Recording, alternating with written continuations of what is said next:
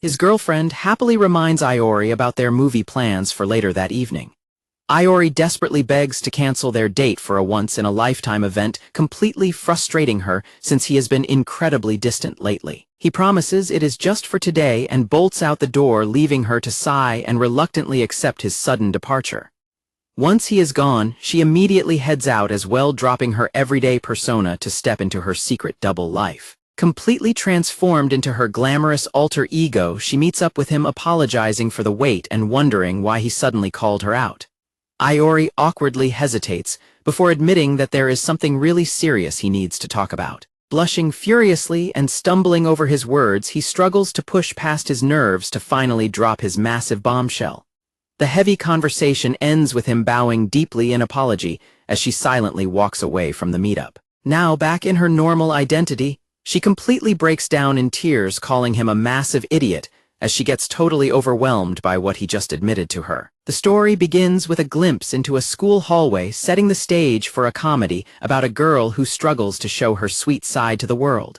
The morning sun breaks through the clouds, marking the start of a brand new school term and a fresh daily routine. Stepping out into the blinding morning light, the protagonist reflects on how he took full advantage of his freedom while his parents were away on an overseas business trip. After spending his entire spring break playing video games and indulging in lazy days, his peaceful solitude is interrupted when his younger sister calls out to him. She eagerly urges him to hurry up so they won't be late, asking if he is excited for his new class, only for him to casually kill the vibe by admitting that having no friends means everything will be exactly the same as always. She finds it incredibly sad that he can admit his friendless status with so much confidence, acting devastated on his behalf, and leaving him feeling like a terrible older brother for making her cry. The sheer embarrassment of imagining herself begging her own friends to hang out with her pitiful brother makes her immediately cringe at how awkward that conversation would actually be. He tries to reassure her by saying that her company is more than enough for him,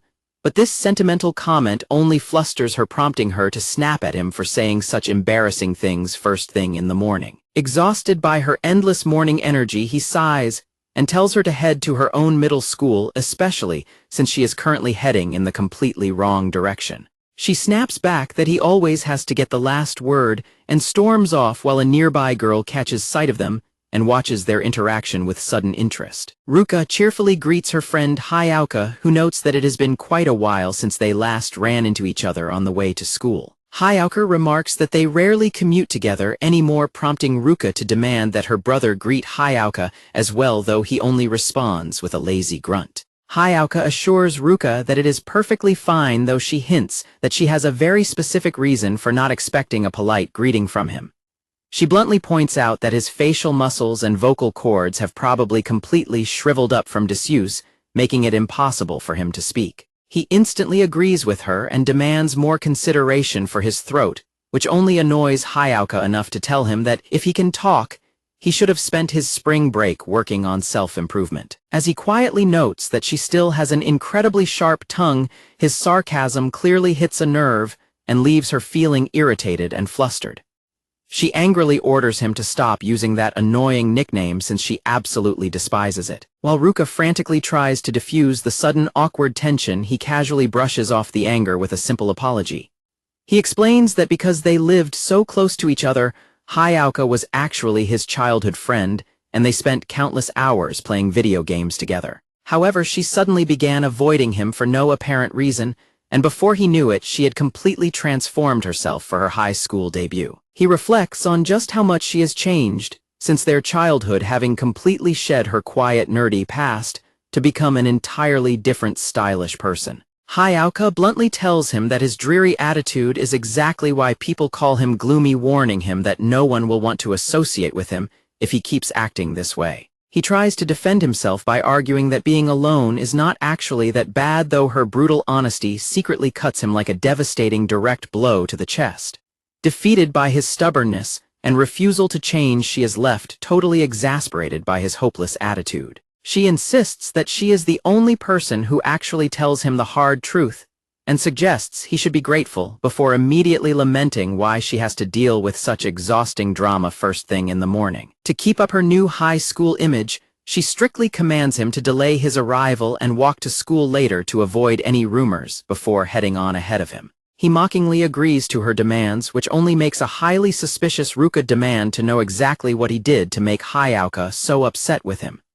He honestly confesses that he is completely in the dark and has absolutely no idea why she is so annoyed with him. Despite her cold departure, she struggles with her own lingering feelings, hinting that her harshness is just a cover for how much she actually misses their childhood bond. As he begins his walk to class, he is left to contemplate the sudden shift in their relationship, wondering why things between them had to end up so complicated. Back in the classroom, he is horrified to find that they have been placed in the exact same class again, making their forced proximity feel incredibly awkward. A classmate eagerly asks Hayao about her spring break, and she claims she did nothing but watch movies and lays around, though her friend remains highly skeptical. The classmate begins teasing Hayao about how well she keeps her figure, and while they banter, he accidentally gets caught staring from his desk and quickly tries to convince himself that he is not interested at all. Realizing that Hayao has spotted him staring and is silently mocking him for it,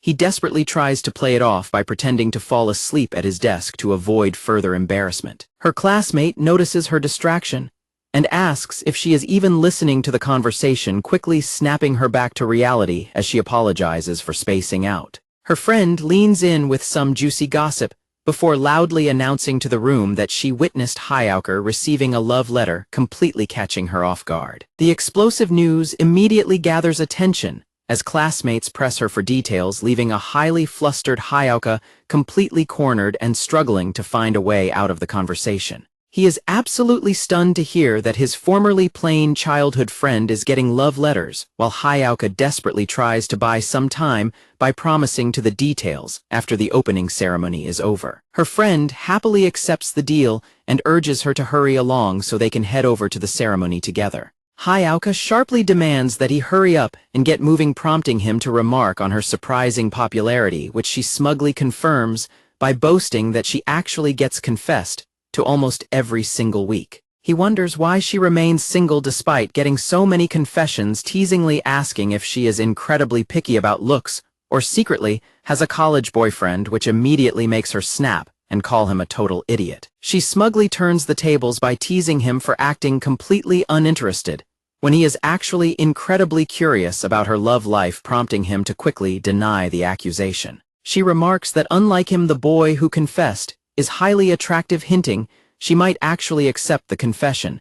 And when a skeptical Iori asks if this classmate is really that handsome, she reveals it is Kyudo from class 6, a name Iori has never even heard of. She adds that the boy specifically asked her to meet him in the classroom after school, leaving Iori to contemplate this impending meeting. This talk of romance makes Iori reminisce about his unforgettable first year of middle school when he completely fell for Shimazaki Hiyori, the girl who sat right next to him. Back then, he tried his absolute best to act cool, but she constantly teased him and always made a special effort to talk to him. Because she was so physically affectionate, he got completely carried away and convinced himself that she was in love with him, only to be utterly crushed when she bluntly asked if he was completely stupid. When he recounted this highly embarrassing misunderstanding to his childhood friend Hayao back in middle school, she calmly shot down his delusions, leaving him to desperately protest her blunt reality check. Hayao gently pointed out that a popular girl like Hiyori talking to him was probably nothing more than her just being exceptionally friendly.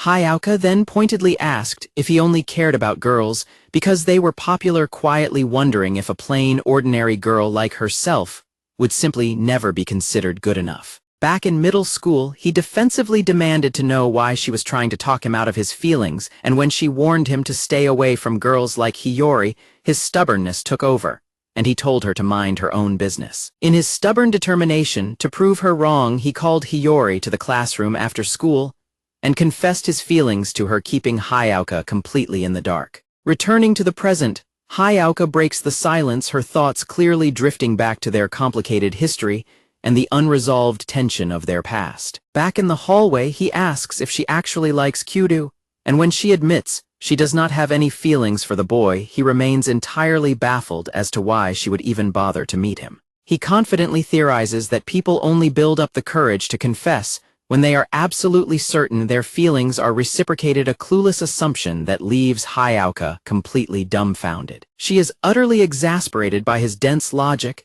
and calls him a complete idiot while he weakly defends himself by arguing that they are still bound to start dating anyway. Finding his total lack of awareness incredibly exhausting, she can only let out another heavy, frustrated sigh. She firmly sets the record straight by stating there is absolutely no chance of her dating Kyuru, leaving him completely bewildered, since he was absolutely convinced a romance was about to blossom. He casually advises her to worry about dating only when she finds someone she actually likes offhandedly, adding that there might already be someone very close to her who secretly harbors feelings for her. Highly agitated by his words, she demands that he clarify exactly what he meant by that statement, but he simply leaves her behind, completely oblivious to how much his casual comment has shaken her up. Iori confirms that his words were completely serious, catching Hayao totally off guard. As she processes what he meant, she gets incredibly flustered and wonders if he has actually been right there beside her this entire time without her ever noticing. Quickly trying to regain her composure, she casually brushes off the sudden tension. She smugly brings up his previous comments, reminding him that she is constantly getting confessed to. Her irritation flares up as she intensely reminds him that she is constantly surrounded by highly attractive guys. Totally overwhelmed, she lashes out and calls him an idiot for confusing her. She snaps that a guy with absolutely no dating experience, who has already been brutally rejected before, has no right to act like some relationship expert. She completely washes her hands of the situation, declaring that she does not care anymore and telling him to focus on his own miserable life instead of worrying about hers. She delivers one final parting shot, mocking his gloomy existence and bragging that he will always be stuck at the bottom, looking up jealously at her happy life, leaving him completely speechless.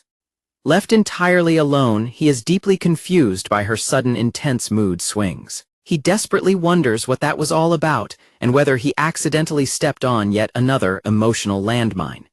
He laments that her harsh attitude has dealt him the worst emotional damage he has had to endure in years. The argument makes him nostalgic for their childhood, remembering how they would always easily make up after a fight whenever she apologized, and they watched a movie together. Realizing how much things have changed, he decides it has been far too long and resolves to head to the theater to watch a movie completely by himself. Since he is already at the theater, Iori figures he might as well check the ticket screens and just pick whatever movie happens to be playing right now. Realizing he still has plenty of time to kill before any of the actual showings start, he decides to wander around outside for a bit and come back later. While distractedly scrolling on his phone out on the terrace, he happens to spot a familiar-looking girl standing completely alone near the edge of the balcony. His blood instantly runs cold when he notices her casually slipping off her shoes and stepping up onto the railing ledge, making the situation look incredibly fatal. Pure panic completely takes over as he drops his bag in utter disbelief, horrified that she is actually about to do something drastic right in front of him. He instantly sprints toward her at top speed, screaming frantically for her to stop and begging her not to do anything rash. Continuing his desperate, dramatic plea to save her life, he yells out that she still has a fun future waiting for her as he completely launches himself toward the railing. His heroic dive sends them both tumbling to the ground in a painful heap, but as he groans from the impact, he immediately realizes that his hand has accidentally landed somewhere incredibly inappropriate. She flashes him a terrifyingly sweet, blushing glare while demanding to know exactly what he thinks he is grabbing, prompting him to scramble backward and furiously apologize for the accidental grope. Brushing the dirt off her clothes, she exasperatedly explains that she only climbed up there to get a better look at the scenery, completely bursting into laughter when a bewildered Iori asks if she was not actually trying to jump. The mysterious girl happily explains that she simply felt nostalgic after returning to town and wanted to take in the scenery from a high vantage point.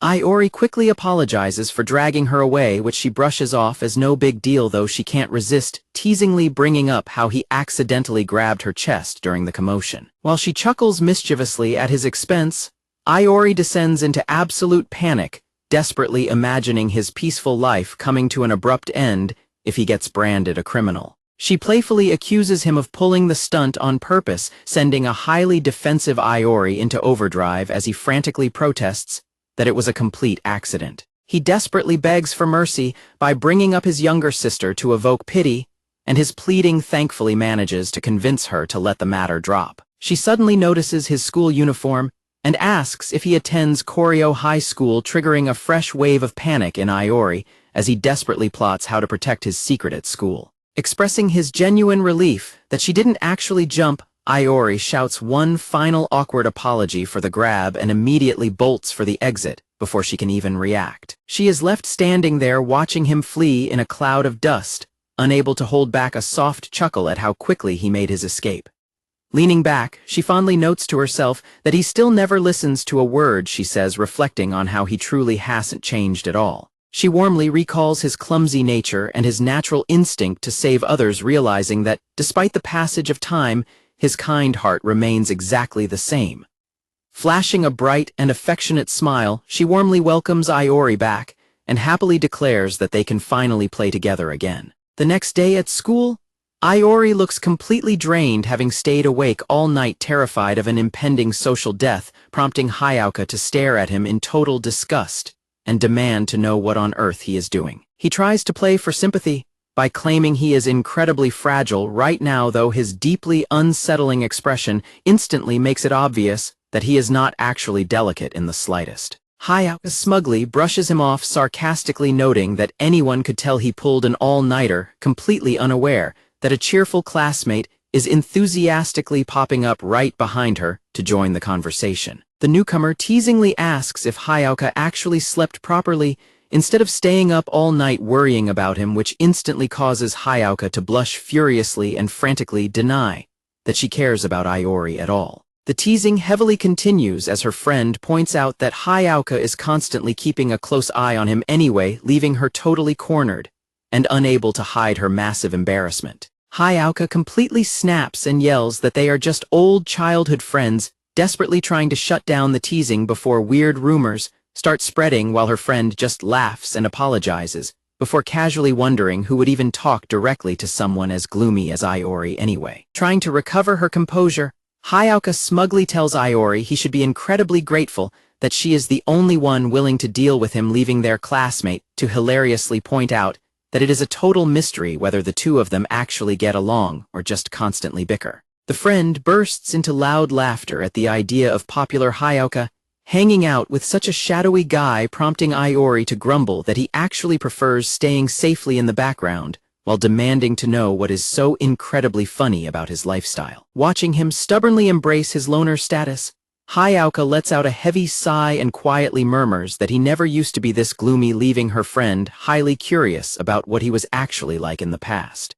Back in the classroom, Hayao quickly shuts down her friend's teasing, defensively claiming that she and Iori are nothing more than simple acquaintances. Yusa playfully tells her to cheer up and stop acting so hostile, while Iori watches their interactions from his desk, feeling completely out of the loop. Hayao dismissively tells her friend that Iori is just a gloomy and twisted guy anyway, before quickly changing the subject by pointing out that class is about to start.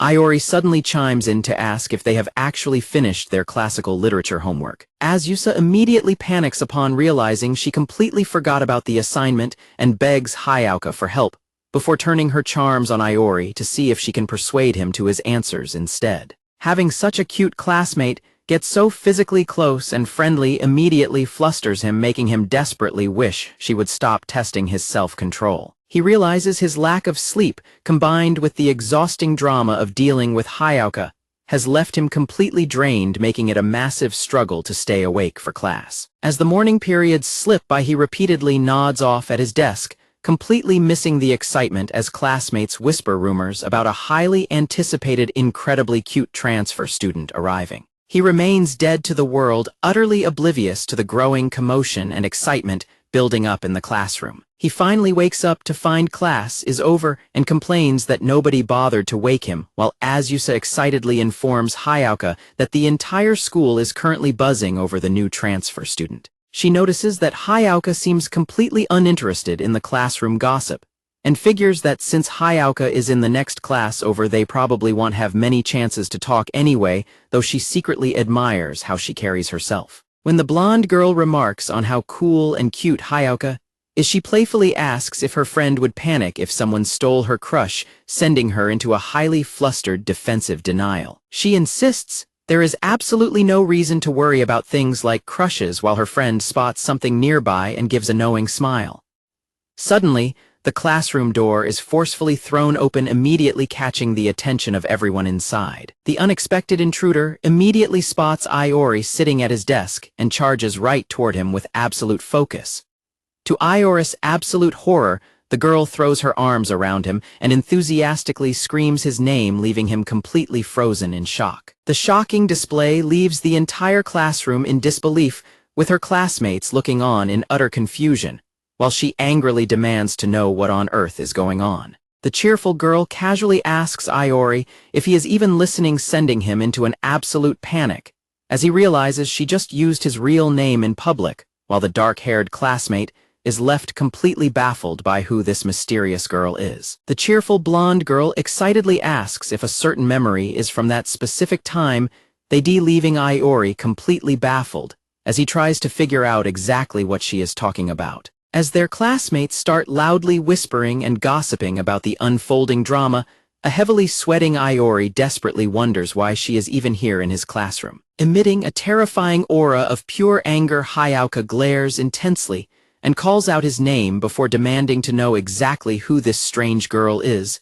and what on earth is going on. As the blonde girl happily clings to him, a terrified Iori silently begs Hayao for help, helplessly insisting that he does not understand the situation either. The girl totally ignores the heavy tension in the room and enthusiastically hugs him tight to celebrate their reunion, leaving a highly flustered Iori completely distracted by how nice she smells. His internal panic instantly skyrockets when he realizes exactly what soft part of her body is pressing heavily against his arm, while Hayao can only stammer in utter shock at the incredibly bold display. Finally, snapping out of her dazed disbelief, a furious Hayao violently yanks the girl away from him and loudly demands to know what she thinks she is doing. The blonde girl innocently wonders if hugging him is somehow against the rules, prompting Hayao to furiously scold her for doing whatever she pleases right in the middle of their classroom. Physically throwing herself between them to block any more intimate contact,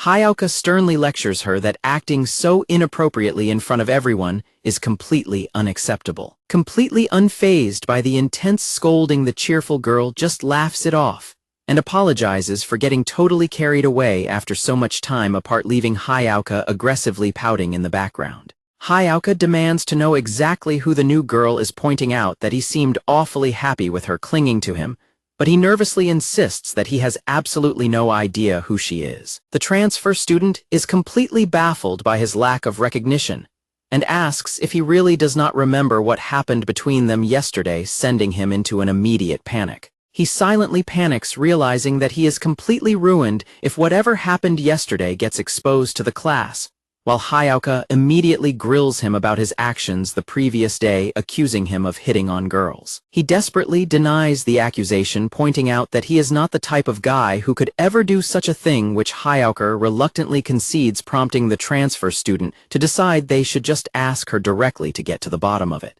Amaya cheerfully introduces herself as the new transfer student, Amaya prompting a cold and suspicious Hayao to ask what business she could possibly have with them. Hayao explains that she has to stay involved to look out for her incredibly lazy childhood friend, who refuses to change his ways, prompting him to silently take offense at her harsh description of his habits. Amaya defends him by pointing out that such harsh words are far too pitiful for him to endure, which only makes Hayao highly suspicious as to why this complete stranger is already feeling so sorry for him. Amaya proudly claims that her sympathy comes from the fact that she knows him well, which immediately draws a silent questioning demand for answers from Hayao toward him. He desperately tries to salvage the situation by asking if she has mistaken him for someone else, arguing that this is basically their very first meeting.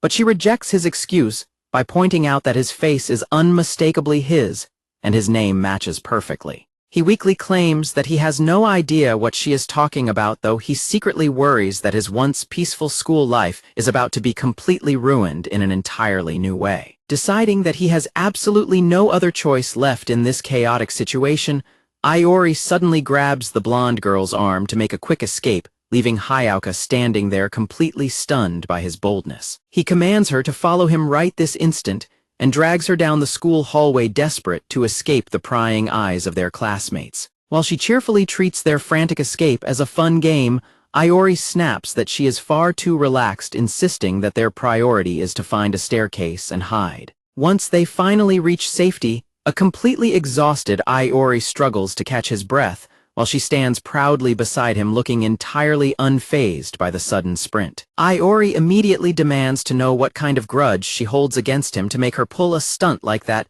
but she only reacts with genuine confusion. He explains that because a highly discussed transfer student like her suddenly singled him out, he has now been dragged directly into the dreaded school spotlight. When she wonders if being popular is actually a good thing, he vehemently disagrees, prompting her to look at him intently and ask if he genuinely does not remember who she is. She explains that back when they were young, their fathers were close friends, meaning the two of them used to play together all the time, leaving Iori completely baffled as he tries to recall his past. She urges him to think back to their early elementary school days, causing a memory of a young boy to flash in Iori's mind as he slowly begins to connect the dots. She introduces herself as Amaya, triggering a shockwave of realization as he asks in utter disbelief if she is actually his old childhood friend Yukun. The blonde girl cheerfully confirms his sudden realization, excitedly pointing at him and declaring that he finally hit the jackpot. Iori is left completely speechless and utterly horrified as it finally dawns on him that his childhood buddy was never actually a boy to begin with. The girl acts totally oblivious to his confusion, prompting a heavily sweating Iori to desperately try and explain exactly why he made such a massive mistake. He furiously defends his huge misunderstanding by pointing out that back then she had short hair and constantly ran around wearing totally boyish t-shirts and shorts. She bursts into hysterical laughter at his ridiculous leap in logic, leaving him highly annoyed as he grumbles that she is finding his embarrassing mistake way too funny. She playfully teases him that having his childhood buddy return as a cute girl is an absolute win, though he remains completely unamused by her bizarre logic. She happily notes that he is exactly the same kind and funny guy he used to be, prompting him to glance away and bitterly mutter that some people actually heavily criticize him for never changing. Eager to catch up, she excitedly suggests they start hanging out now that they are reunited in high school, only for him to instantly and brutally shoot the idea down, leaving her utterly shocked. The blonde girl immediately suspects that the fiercely protective Hayao might actually be his girlfriend, but Iori quickly denies it, flatly stating that Hayao would be the very first person to reject him. He tries to explain his harsh rejection by frankly admitting that since she grew up into such a beautiful girl, being seen hanging out with her would just make everyone in school incredibly jealous of him. Hayao gets incredibly flustered when he calls her a beautiful girl, claiming it is way too much praise, while a completely deadpan Iori tells her to stop overreacting to a simple compliment. She reassures him that he has absolutely nothing to worry about because her only desire is to be right there by his side.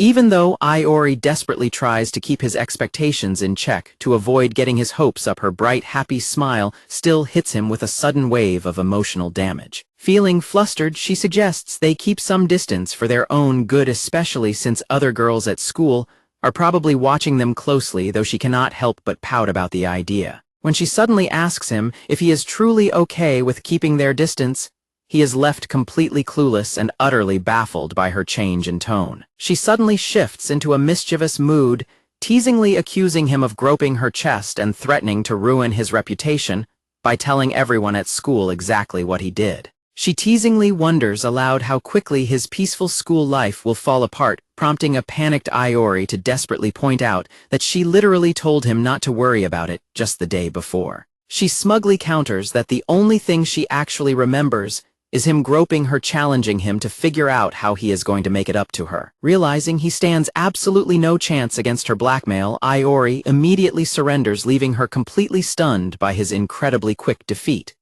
Hearing his surrender, her eyes light up with pure excitement as she eagerly prepares to lay out her next set of demands. Iori figures that they simply need to become friends again to settle the matter, which she happily agrees to, though she playfully adds that there is one major condition they must meet first. Iori nervously begs her to keep the details of that condition quiet, sweating as he warns her that he might actually get beaten to a pulp if anyone else finds out. When he casually tries to brush off the topic and walk away, she fumes in annoyance and loudly protests his sudden dismissal of the subject. While she happily skips down the stairs, a stressed Iori scratches his head, reflecting on how he would have been socially ruined if that chaotic scene in the classroom had gone on any longer. Though Iori optimistically tells himself that his life will eventually return to normal, Hayaka's intense, brooding expression suggests that peace is the last thing he is going to get. Hayaka completely corners him, looking absolutely furious, as she sternly demands that he explain everything about his connection to the transfer student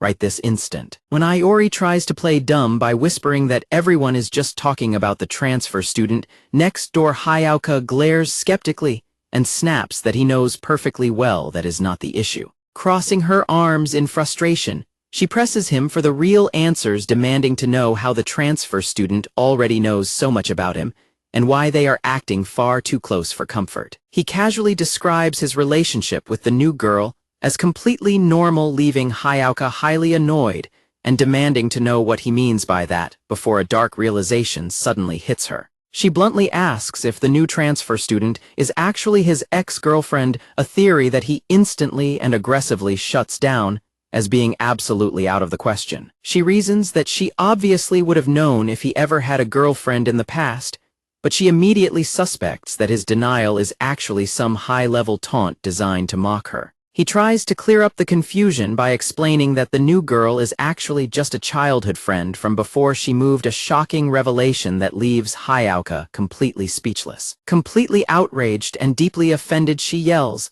that she has never heard of this other girl, passionately demanding to know if she is supposed to be his one and only childhood friend. He points out that he never actually claimed she was his only childhood friend, explaining that his bond with the new girl dates back to the time before she moved, though Hayaka remains highly suspicious of how incredibly close and affectionate they were acting. He loudly objects to the accusation, insisting that he was absolutely not acting lovey-dovey with her, though Hayaka coldly fires back that she still considers their behavior to be completely abnormal. She calls him utterly unbelievable, aggressively lecturing him about how shameless and disgusting he is for being completely fine with any girl as long as she happens to be cute. Unfazed by her insults, he calmly shrugs off her harsh words and teasingly asks if her jealousy means she secretly wants to join in on the affection too. She immediately gets highly flustered, telling him to stop making such jokes and loudly declaring that she would never flirt with him, before completely giving herself away by nervously muttering that there are proper steps to these things and you can't just jump into them all of a sudden. Hayaka teasingly points out that some real romances actually blossom from fake relationships,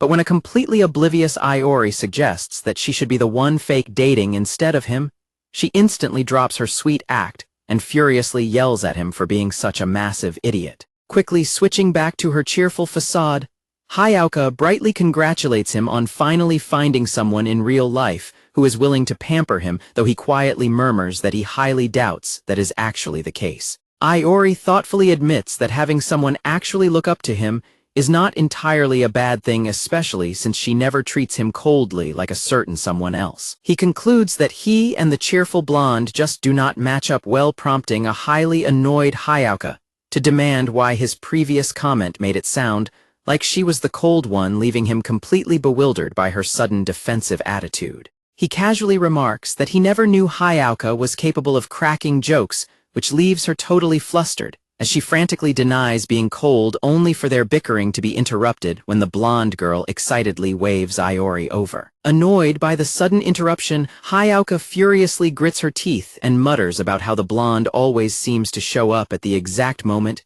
they start talking about her. Regaining her confident composure, Hayaka smugly points out that Iori is the kind of stubborn guy who would never actually go over just because someone loudly called his name, though Iori awkwardly turns away and admits that things have finally changed. He completely destroys her confident prediction by abruptly announcing that he is heading out to join his childhood friend, casually bidding Hayaka a good tomorrow and leaving her utterly stunned. As the blonde girl excitedly clings to his arm and happily drags him away, Iori reluctantly agrees to follow along, leaving a completely silent Hayaka standing alone in the hallway as she watches them leave together. Left entirely behind, her expression falls into a deep, dark shadow as she quietly mutters that she does not understand his behavior at all, her hand trembling as she fiercely clenches it into a tight fist out of pure jealous frustration. Amaya cheerfully apologizes for keeping her waiting, but her bright mood instantly vanishes when she spots Hayao sitting at her desk with her face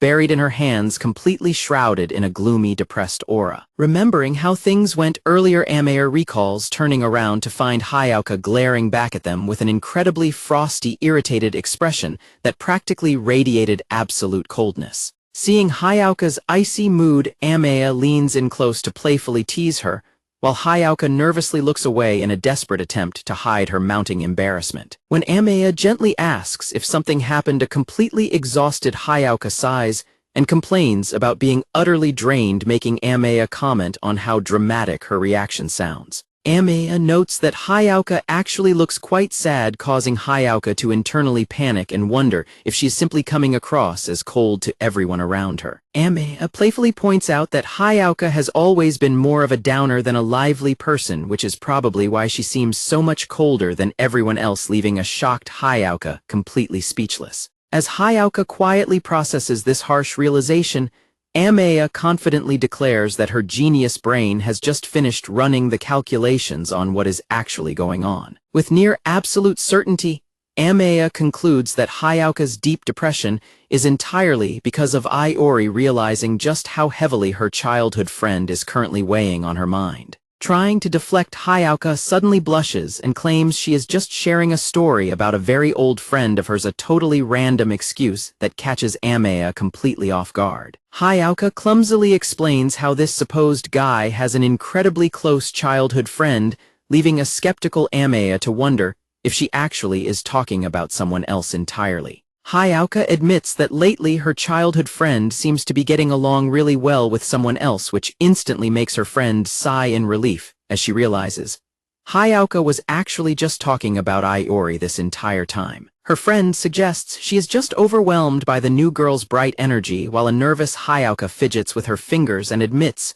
she is worried that their long-standing dynamic is about to change. Her friend quickly summarizes that she is simply worried about her childhood friend changing, but a flustered Hayao defensively adds that Iori was actually acting completely lovey-dovey with the new girl. Hayao downcastly explains that she is worried her childhood friend finds her personality cold, which has clearly been weighing heavily on her mind. While her friend claims she finally understands the root of the problem, a defeated Hayao rests her head on her desk and laments that she has absolutely no idea what to do anymore. Her friend asks how Hayao would feel if she were in the transfer student's shoes, prompting a blushing Hayao to honestly admit that she would feel lonely and regret not being more open with her feelings. Hearing her honest confession, her friend proudly declares that Hayao should leave everything to her, boasting that she is a genius love master who knows exactly what to do. While her friend puffs out her chest to reiterate her confidence,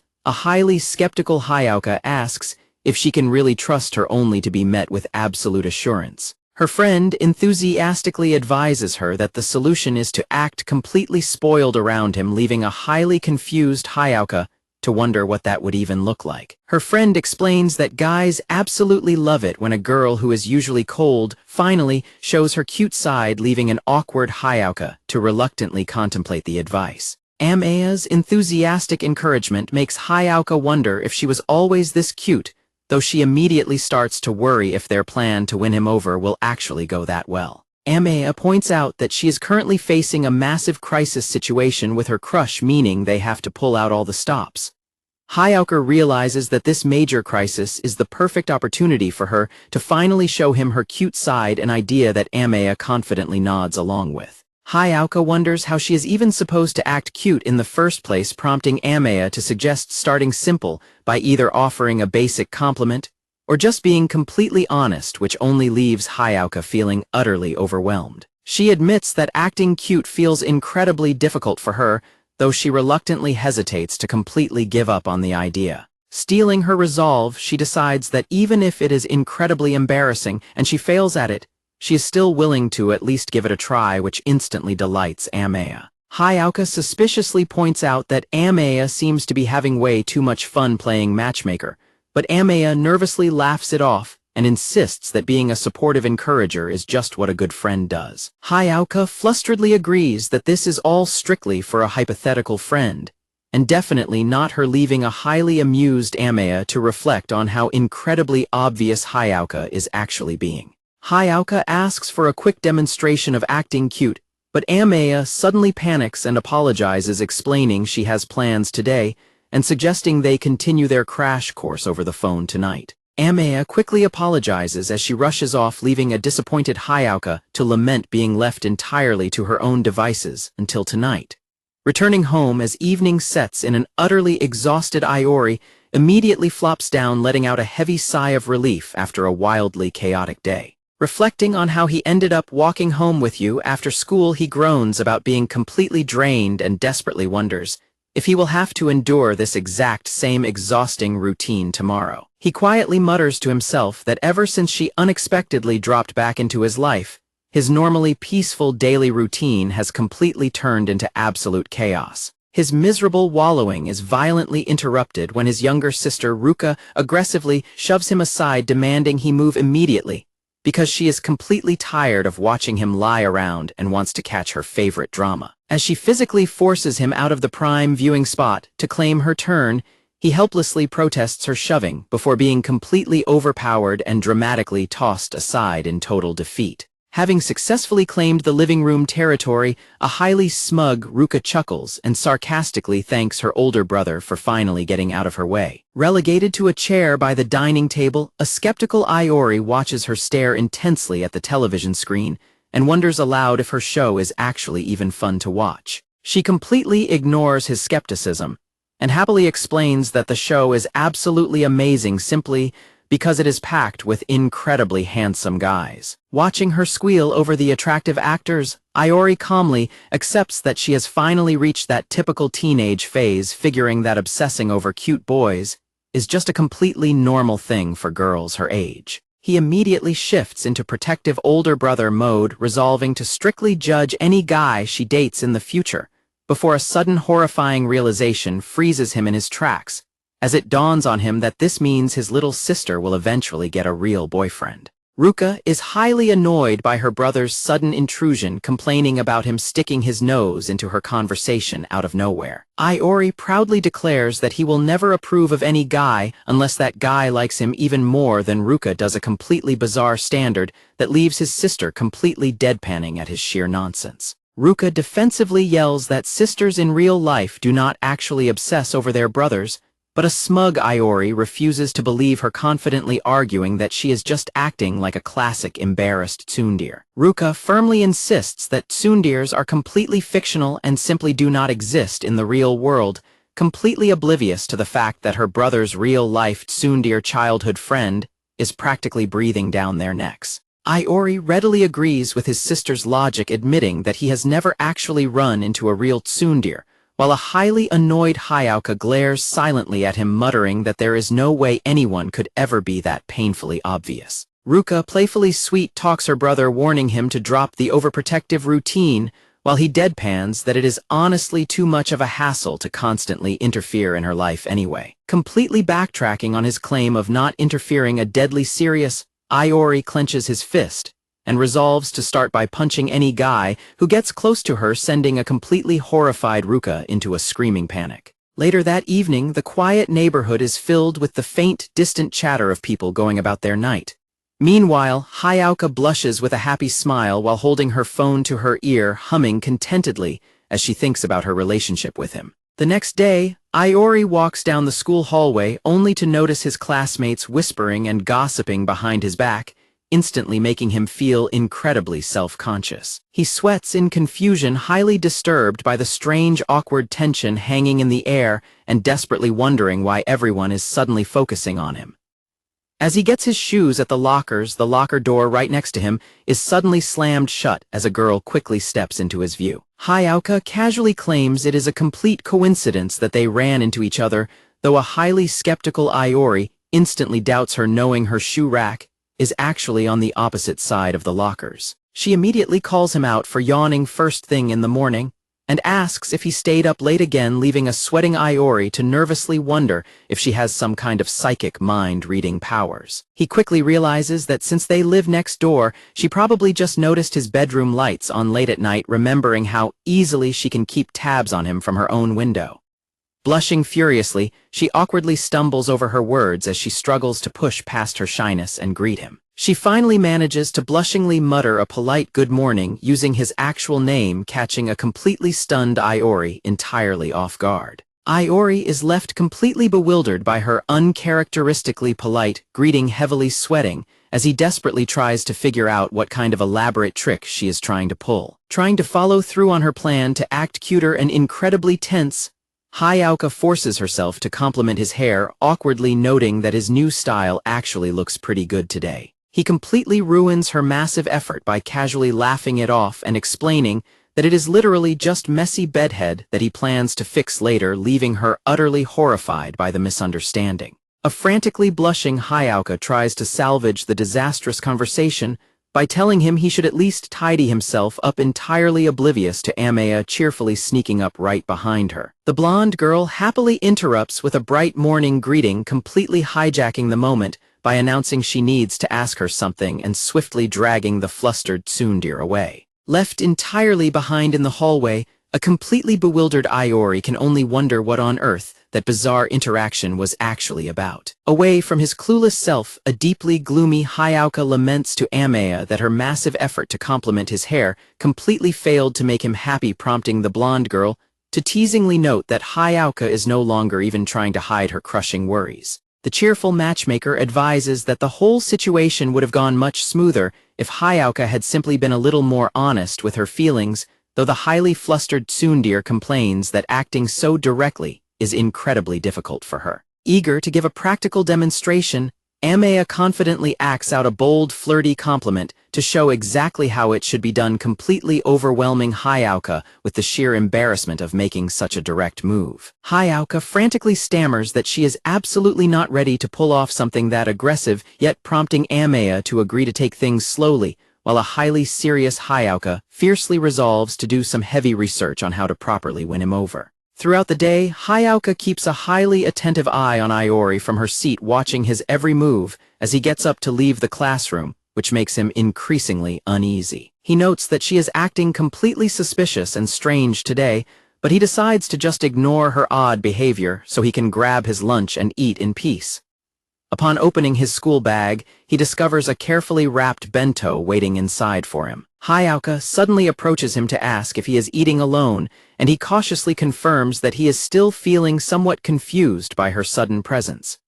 She points out that him bringing a home-cooked bento today is highly unusual, prompting her to ask why he decided to change up his lunch habits. He admits that he is currently trying to save some money, a practical excuse that she thoughtfully acknowledges as she considers her next move. She mentions that her usual group of friends isn't around today, so she is also eating entirely by herself before nervously hesitating as she tries to build up the courage to ask him something. Blushing, she tentatively suggests that since they are both completely on their own, the two of them should make the most of it. Just as Hayao is about to ask him to eat together, Amaya suddenly crashes in and loudly invites Iori to have lunch with her, a shocking interruption that leaves Hayao completely frozen in disbelief. He asks Amaya if she has finally finished her errands with the teachers, and she cheerfully confirms she is done, and is free to have lunch, completely oblivious to the fact that Hayao is standing in the background looking absolutely devastated. Amaya nervously admits she did not bring a lunchbox because she completely ran out of time in the morning, but a skeptical Iori immediately calls her out, guessing that she simply could not get out of bed. She sheepishly giggles and confesses that she has been found out, prompting a panicked Iori to suddenly realize they need to rush to the school canteen before everything completely sells out, leaving her absolutely shocked by the urgency. Realizing the danger of missing out on food, she immediately panics and rushes off toward the canteen, leaving a bemused Iori behind to sigh about how incredibly hectic she always is. Turning back to Hayao, Iori remembers that Amaya had interrupted their conversation earlier and asks if she was about to say something to him, but she only responds with a cold, dismissive huff. She fiercely denies that she had anything to say to him, sharply telling him to just hurry up and get going instead, which leaves a sweat-dropping Iori with no choice but to awkwardly head off. Standing all alone, she quietly blushes as she secretly wishes they could simply lunch together, just like they used to do. Her quiet wallowing is suddenly interrupted when Azusa unexpectedly appears beside her, catching Hayao completely off guard. Noting that her friend seems unusually down, Azusa kindly offers her a sweet treat to help lift her spirits and cheer her up. Hayao finds the chocolate incredibly sweet and delicious, instantly melting her frosty attitude and transforming her into a docile, happy little creature that leaves Azusa thoroughly amused. Capitalizing on Hayao's newly softened mood, Azusa playfully asks how things went with the friend they had discussed on the phone just the day before. Hayao sheepishly admits to Azusa that her attempt to show her cute side did not go very well, prompting her friend to listen with mild amusement, while Hayao desperately insists there is even more to the disastrous story. Completely losing her cool, Hayao tearfully complains that absolutely nothing she said actually got through to him, frantically demanding to know if that train wreck was really what acting cute was supposed to feel like. Azusa carefully calculates her response to keep from sending her dramatic friend into a massive sulk, while Hayao huffs that acting cute is extremely difficult and challenges Azusa to try it sometime, only for Azusa to point out that she doesn't have a crush to act cute for anyway. While Hayao groans in deep embarrassment, Azusa patiently advises her that giving slower, much clearer signals is probably the only way to help a clueless guy eventually catch on. Hayao skeptically asks if she really thinks that will work, remaining highly doubtful since the dense guy she is dealing with seems completely immune to normal hints. When Hayao complains that Iori is the absolute worst at picking up signals, Azusa sweat drops and agrees that guys like him are definitely a handful, before warmly hugging her dramatic friend and promising to always be there to listen to her vent. Azusa secretly wonders if just letting Iori see her friend's stylish new look would solve all their communication problems instantly,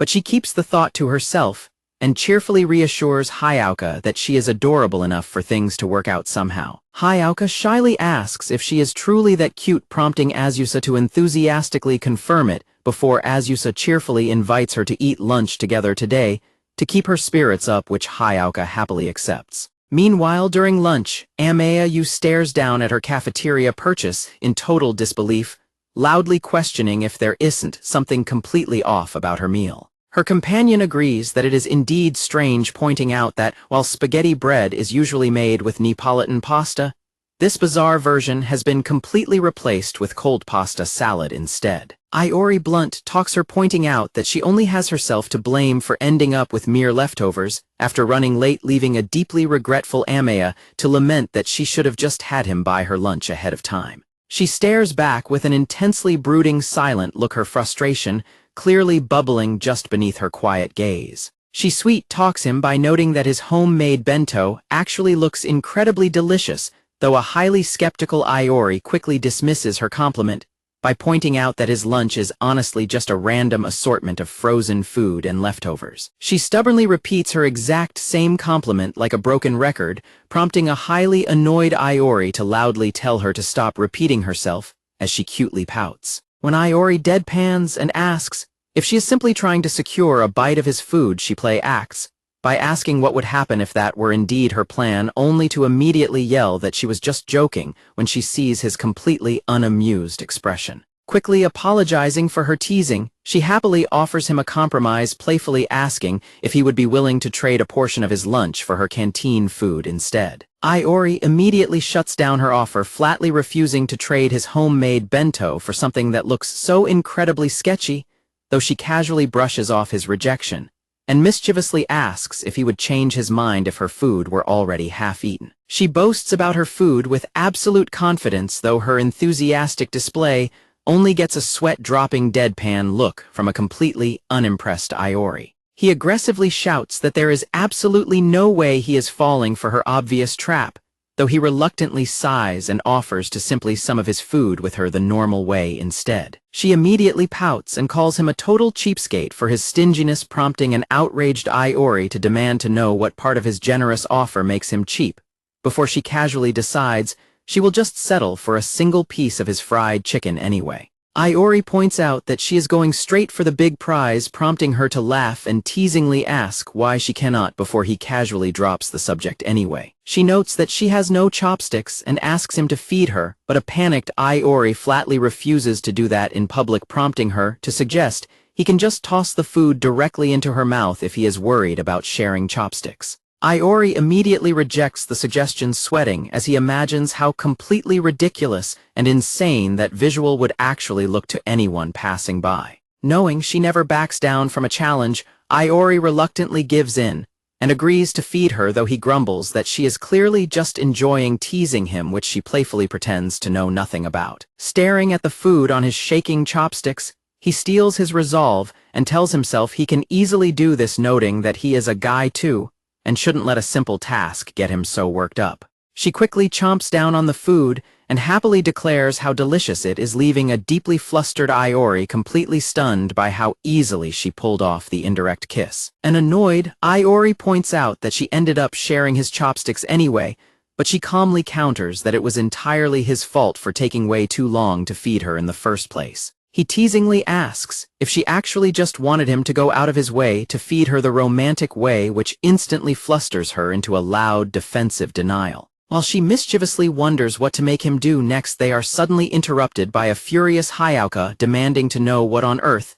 they are doing, sending a panicked Iori into immediate dread as the worst possible witness catches them. While she cheerfully waves hello to Hayao, a completely panicked Iori desperately yells for her to stop before she makes the tense situation even more complicated. Amaya casually identifies Hayao as his friend, while a sweating Iori frantically whispers that they are definitely about to get heavily teased. His fears are instantly validated when Hayao approaches with an incredibly dark aura, menacingly pointing out that the two of them are looking far too comfortable together. Stepping right up to the table, Hayao silently looms over the cheerful blonde with a fiercely intimidating glare, charging the air between the two childhood friends with massive competitive tension. Hayao aggressively interrogates him, accusing the pair of looking like some random lovey-dovey couple, and demanding to know if Amaya is his type, forcing a panicked Iori to desperately explain that he was only sharing food because Amaya totally forgot her lunch.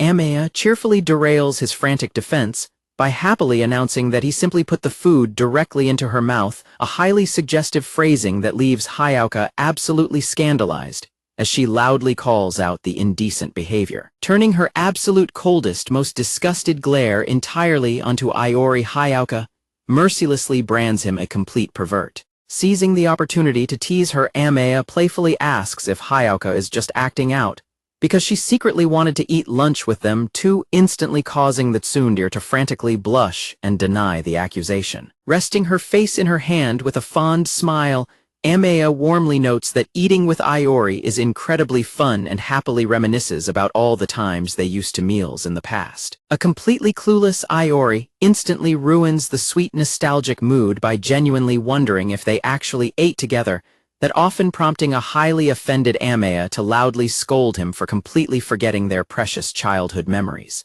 Amaya happily elaborates that they used to their meals over at Iori's house all the time, a smug flex of their deep childhood bond that immediately triggers Hayao's fierce competitive streak. Refusing to be outdone in the childhood friend department, a heavily blushing Hayao completely loses her cool and aggressively screams out that she used to eat over at his house too. A sweating Iori awkwardly questions if they actually ever did that, prompting Hayao to fiercely yell that they absolutely did, while Amaya just watches the bizarre exchange in complete confusion. Amaya playfully teases Hayao by noting she had no idea the two of them were actually that close, sending the tsundere into a trembling fit of embarrassment, before the blonde lightly apologizes for being a little too mean. Completely overwhelmed, Hayao loudly declares she is leaving and frantically backpedals by shouting that they definitely do not eat lunch together, prompting a highly amused Amaya to thoughtfully call out her name as she storms off. The scene shifts outdoors as a heavily winded voice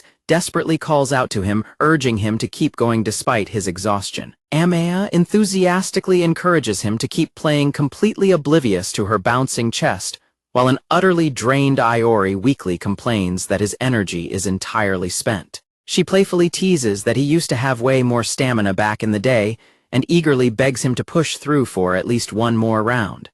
Forcing himself to push past his physical limits, Iori takes a deep breath to intensely focus before taking one final shot at the basketball hoop. The basketball flies through the air, hitting the backboard with a sharp thud before smoothly sinking right into the net. Right on cue, the school bell chimes to signal the end of lunch, prompting Amaya to realize that their precious break time is already over. As they walk back, Amaya happily cools herself down, noting that a quick game of basketball during lunch is actually a great way to spend the break completely oblivious to all the guys staring at her. Iori notices the unwanted attention and gently scolds her, warning her that she really shouldn't be airing herself out so casually in front of other people. She looks at him in innocent confusion, leaving a flustered Iori to silently lament that she seriously has no idea just how adorable and dangerous she actually is. Stretching to shake off the post-meal sluggishness, she celebrates how good a little exercise feels, while a tired Iori grumbles and begs her not to drag him into these active lunch sessions too often. She immediately locks onto his words with a mischievous grin, teasingly asking if that means he is perfectly fine with doing this as long as it is only once in a while. Defeated by her clever wordplay, Iori can only sigh and agree, silently marveling at her frustrating ability to completely twist his words to get exactly what she wants. The game suddenly reminds her of the old days when they used to play just like this with his younger sister Ruka, though a clueless Iori has absolutely no recollection of that ever happening. With a warm, nostalgic smile, she brightly confesses that she would absolutely love to see his little sister again after all this time. Amaya happily assumes that his younger sister must have grown into an absolute beauty by now, but Iori can only fret in sheer despair, completely overwhelmed by the terrifying thought of her eventually growing up and leaving him. He passionately yells that his sister's beauty goes completely without saying, prompting a highly amused Amaya to immediately diagnose him as having a massive sister complex, while Ruka simply giggles in the background. He desperately tries to defend his sanity by claiming he is simply a doting older brother and nothing more, though a highly skeptical Amaya remains completely unconvinced. She teasingly threatens that she might just have to go over and dote on his younger sister as well, which only makes a heavily sweating Iori deeply regret letting his guard down as they walk down the hallway. Later that afternoon, the scene transitions back to the safety of his home, bringing a highly anticipated end to yet another chaotic school day. He complains about his entire body aching after a brutal game of basketball, only for Hayao to sharply criticize his lazy lifestyle and demand that he finally start getting some proper exercise. Just as he begins to drift off into a cozy, well-deserved nap, his peaceful slumber is abruptly shattered when his sister frantically bursts into the room, screaming that they are facing an absolute crisis. He casually rolls over to ignore her, declaring that he is currently busy contemplating world peace and turning on his sleep mode, which only infuriates Ruka as she demands to know what kind of terrible trouble he has gotten himself into. Still half asleep, he groggily asks what she is even talking about, only for a highly panicked Ruka to drop a massive bombshell by revealing there is a strange woman standing right outside the house calling out his name. She instantly leaps to the worst possible conclusion, screaming that the mysterious woman has surely come to sue him and put him on trial, leaving a completely bewildered Iori to wonder how his peaceful life took such a sudden turn. Ruka completely dismisses his ridiculous assumptions about her, while Iori quietly notes to himself that Hayao is probably the only girl out there who would ever actually want him anyway. Ruka vigorously corrects his massive misunderstanding, passionately insisting that the person she saw was an incredibly cute girl, happily grinning all to herself, which absolutely does not match the Hayao she knows. Iori skeptically argues that he absolutely does not know anyone who fits that description, but an annoyed Ruka aggressively demands he follow her right as the doorbell suddenly rings. The sudden chime of the intercom echoes through the house, leaving the siblings completely frozen in awkward silence, as they deeply question the incredibly suspicious timing of the unannounced visitor. Breaking the tense silence, Iori awkwardly asks if the person aggressively ringing their bell is the mysterious cute girl she just mentioned, and a highly nervous Ruka admits that it just might be her. Hoping to totally avoid the awkward confrontation, Iori quickly orders his sister to handle the visitor herself, but she instantly panics and completely refuses the task. Completely losing her patience, Ruka forcefully pushes the responsibility onto him, furiously yelling at her utterly useless older brother to just man up and deal with it, while he frantically protests her aggressive demands. She fiercely orders him to march out there and apologize to whoever is waiting, prompting a completely defeated Iori to sigh and bitterly complain about being treated like some kind of wanted criminal. He finally yields to her demands and nervously answers the entrance, cautiously calling out to see exactly who decided to pay them such a sudden visit. Before he can even get a proper introduction, he is violently tackled out of nowhere, sending a completely horrified Ruka into a screaming panic as she desperately checks on his well-being. Amaya cheerfully announces she has simply come over to play, but a completely shocked Ruka can only scream in absolute horror, demanding to know who on earth this strange woman is. Ruka immediately takes charge, forcefully confronting Amaya and demanding that she get far away from her brother right this instant. Delivering immediate sisterly judgment, Ruka aggressively attacks her and screams at her to get off of him, but her frantic defense is completely ruined when Amaya only laughs in amusement, infuriating Ruka even further. Amaya effortlessly evades every single blow with a playful smile, teasingly boasting that her quick reflexes make her completely impossible to hit. However, as they continue their chaotic struggle, a highly flustered and heavily blushing Iori desperately groans that this entire physical commotion is a terrible idea for his sanity. While Ruka continues to growl in pure frustration, and Amaya keeps laughing, a deeply exhausted Iori weakly begs Amaya to finally step away. Finally, relenting, a dazed Amaya admits she was totally startled by the sudden anger before sheepishly laughing and apologizing that she completely forgot about her awkward position. Iori lets out a massive sigh of relief as he recovers, prompting a deeply concerned Ruka to check on him before she turns to throw a highly suspicious glance at their uninvited guest. Screaming in absolute outrage, Ruka loudly demands to know the woman's true identity, prompting Amaya to look incredibly hurt as she asks if Ruka has actually completely forgotten about her. Ruka fiercely fires back that she has absolutely no memory of her whatsoever, leaving a completely dumbfounded Amaya utterly speechless. Amaya warmly introduces herself to Iori's younger sister, eagerly calling out to her. Ruka immediately gets incredibly defensive and demands to know how this complete stranger knows her name, even accusing her of being a stalker, until Amaya nervously laughs and explains that they actually go way back. Amaya sighs that Ruka must not remember her, but warmly compliments how beautiful she has grown up, instantly flustering the younger girl and earning a deadpan sigh from Iori before Ruka eagerly asks what this lovely girl could possibly want with her brother. Iori lets out a tired sigh, deeply concerned about how easily his sister is won over by basic compliments, though a smiling Amaya playfully points out that their history together is simply too deep. Ruka casually roasts her older brother by stating that he barely has any normal friends, let alone childhood ones, which immediately prompts an offended Iori to complain about how incredibly mean she has become. Determined to clear up the massive confusion once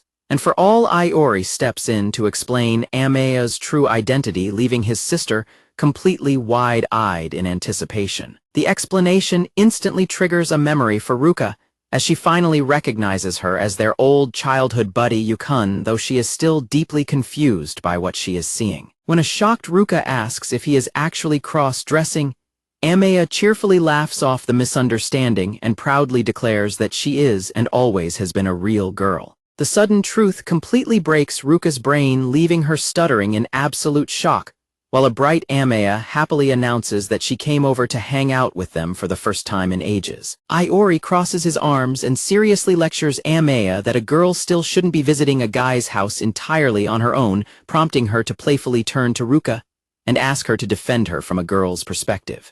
Ruka suddenly beams with bright enthusiasm and tells her brother that this is his big chance, leaving Iori completely confused as he wonders what happened to her massive rampage from just a moment ago. Completely ignoring his confusion, Ruka happily announces she is heading out to go shopping and tells them to have fun together, prompting a panicked Iori to loudly point out she literally just ranted about how a girl shouldn't be left all alone with a guy. She confidently gives him a thumbs up and proudly declares that she will always be entirely on his side, completely abandoning her previous overprotective logic. Left entirely alone in the hallway, the two of them stand in complete silence as the sudden shift in the atmosphere leaves them completely awkward and unsure of what to do next. Breaking the silence, Amaya happily notes that his little sister is incredibly cute and lively, which Iori instantly agrees with, proudly declaring that Ruka is his absolute pride and joy. Amaya cheerfully excuses herself for intruding, prompting Iori to grumble that he hasn't actually excused her yet,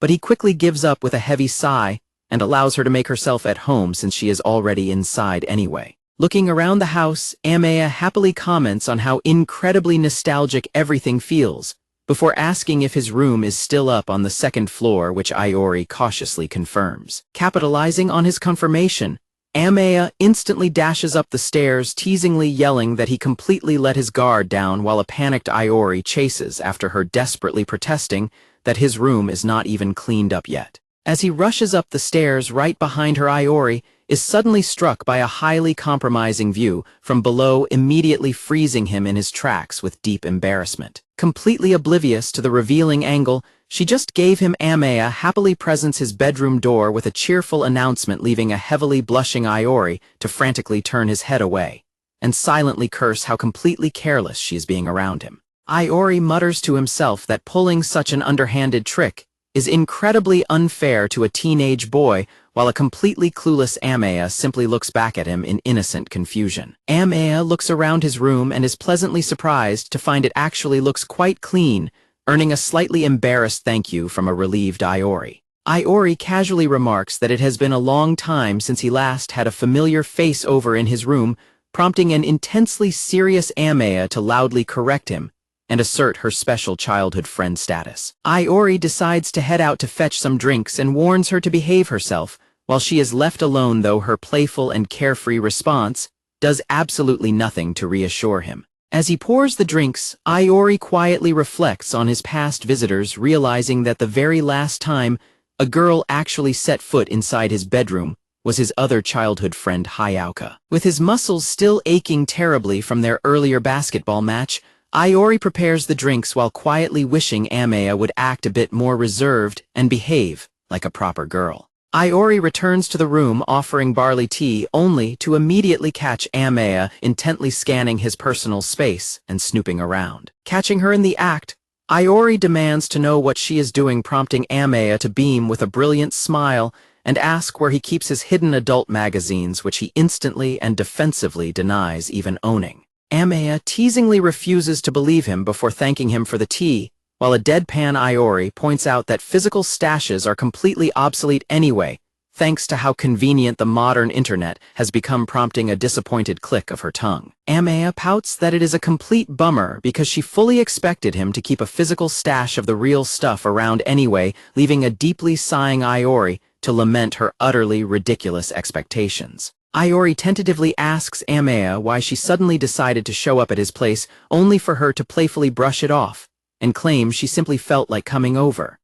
Deciding that trying to read her mind is a completely lost cause, Iori resolves to save his energy and just keep his mouth shut instead. Amaya asks how he thinks things are going between them, prompting Iori to thoughtfully point out that the version of him she had imagined from their childhood is probably completely different from the guy standing in front of her now. He bluntly tells her that she is free to distance herself if she finds him disappointing, but she looks completely baffled by his weird insecurity and brightly assures him that she is just genuinely happy to see him again. She blushingly confesses that she has been desperately wanting to reunite with him for a very long time, and when a skeptical Iori asks if she truly feels that way even now, she happily confirms it without a single second of hesitation. She warmly points out that he hasn't changed a single bit since their childhood days, finding deep comfort in his familiar personality. She reminds him of how he instantly stepped up to help her the moment they reunited, and though a flustered Iori tries to dismiss his heroism as a mere reflex,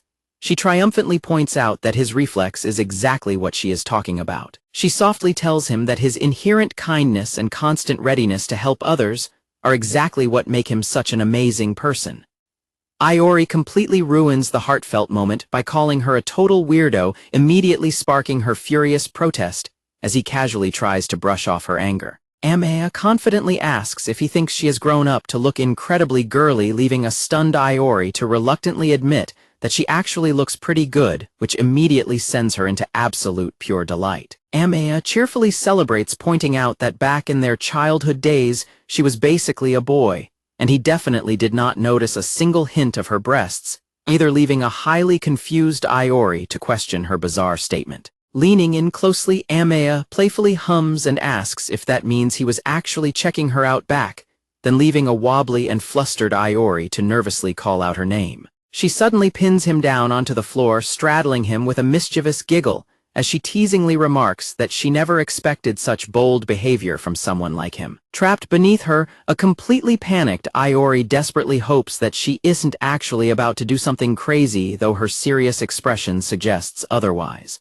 With intense frustration, she angrily yells that she actually holds incredibly bitter memories about his past actions, demanding that he think back and remember exactly what he did to her. Grabbing the fabric of her shirt, she intensely asks if he was trying to figure out whether his long-lost childhood friend was actually a girl or not, sending Iora's heart racing as he desperately questions what she is talking about. Instantly dropping her serious act, she bursts into bright laughter and claims she was only kidding before mischievously blowing air directly into his ear, sending a deep blush across his face. She cheerfully reminds him that they used to wrestle just like this all the time when they were kids, prompting a heavily sweating Iori to awkwardly agree that it certainly brings back memories. Completely overwhelmed by her sudden aggressive teasing, Iori fiercely yells at her to stop doing things like that, out of nowhere complaining that she is going to make his heart stop. Meanwhile, quietly watching from her own bedroom window, next door a completely silent Hayauka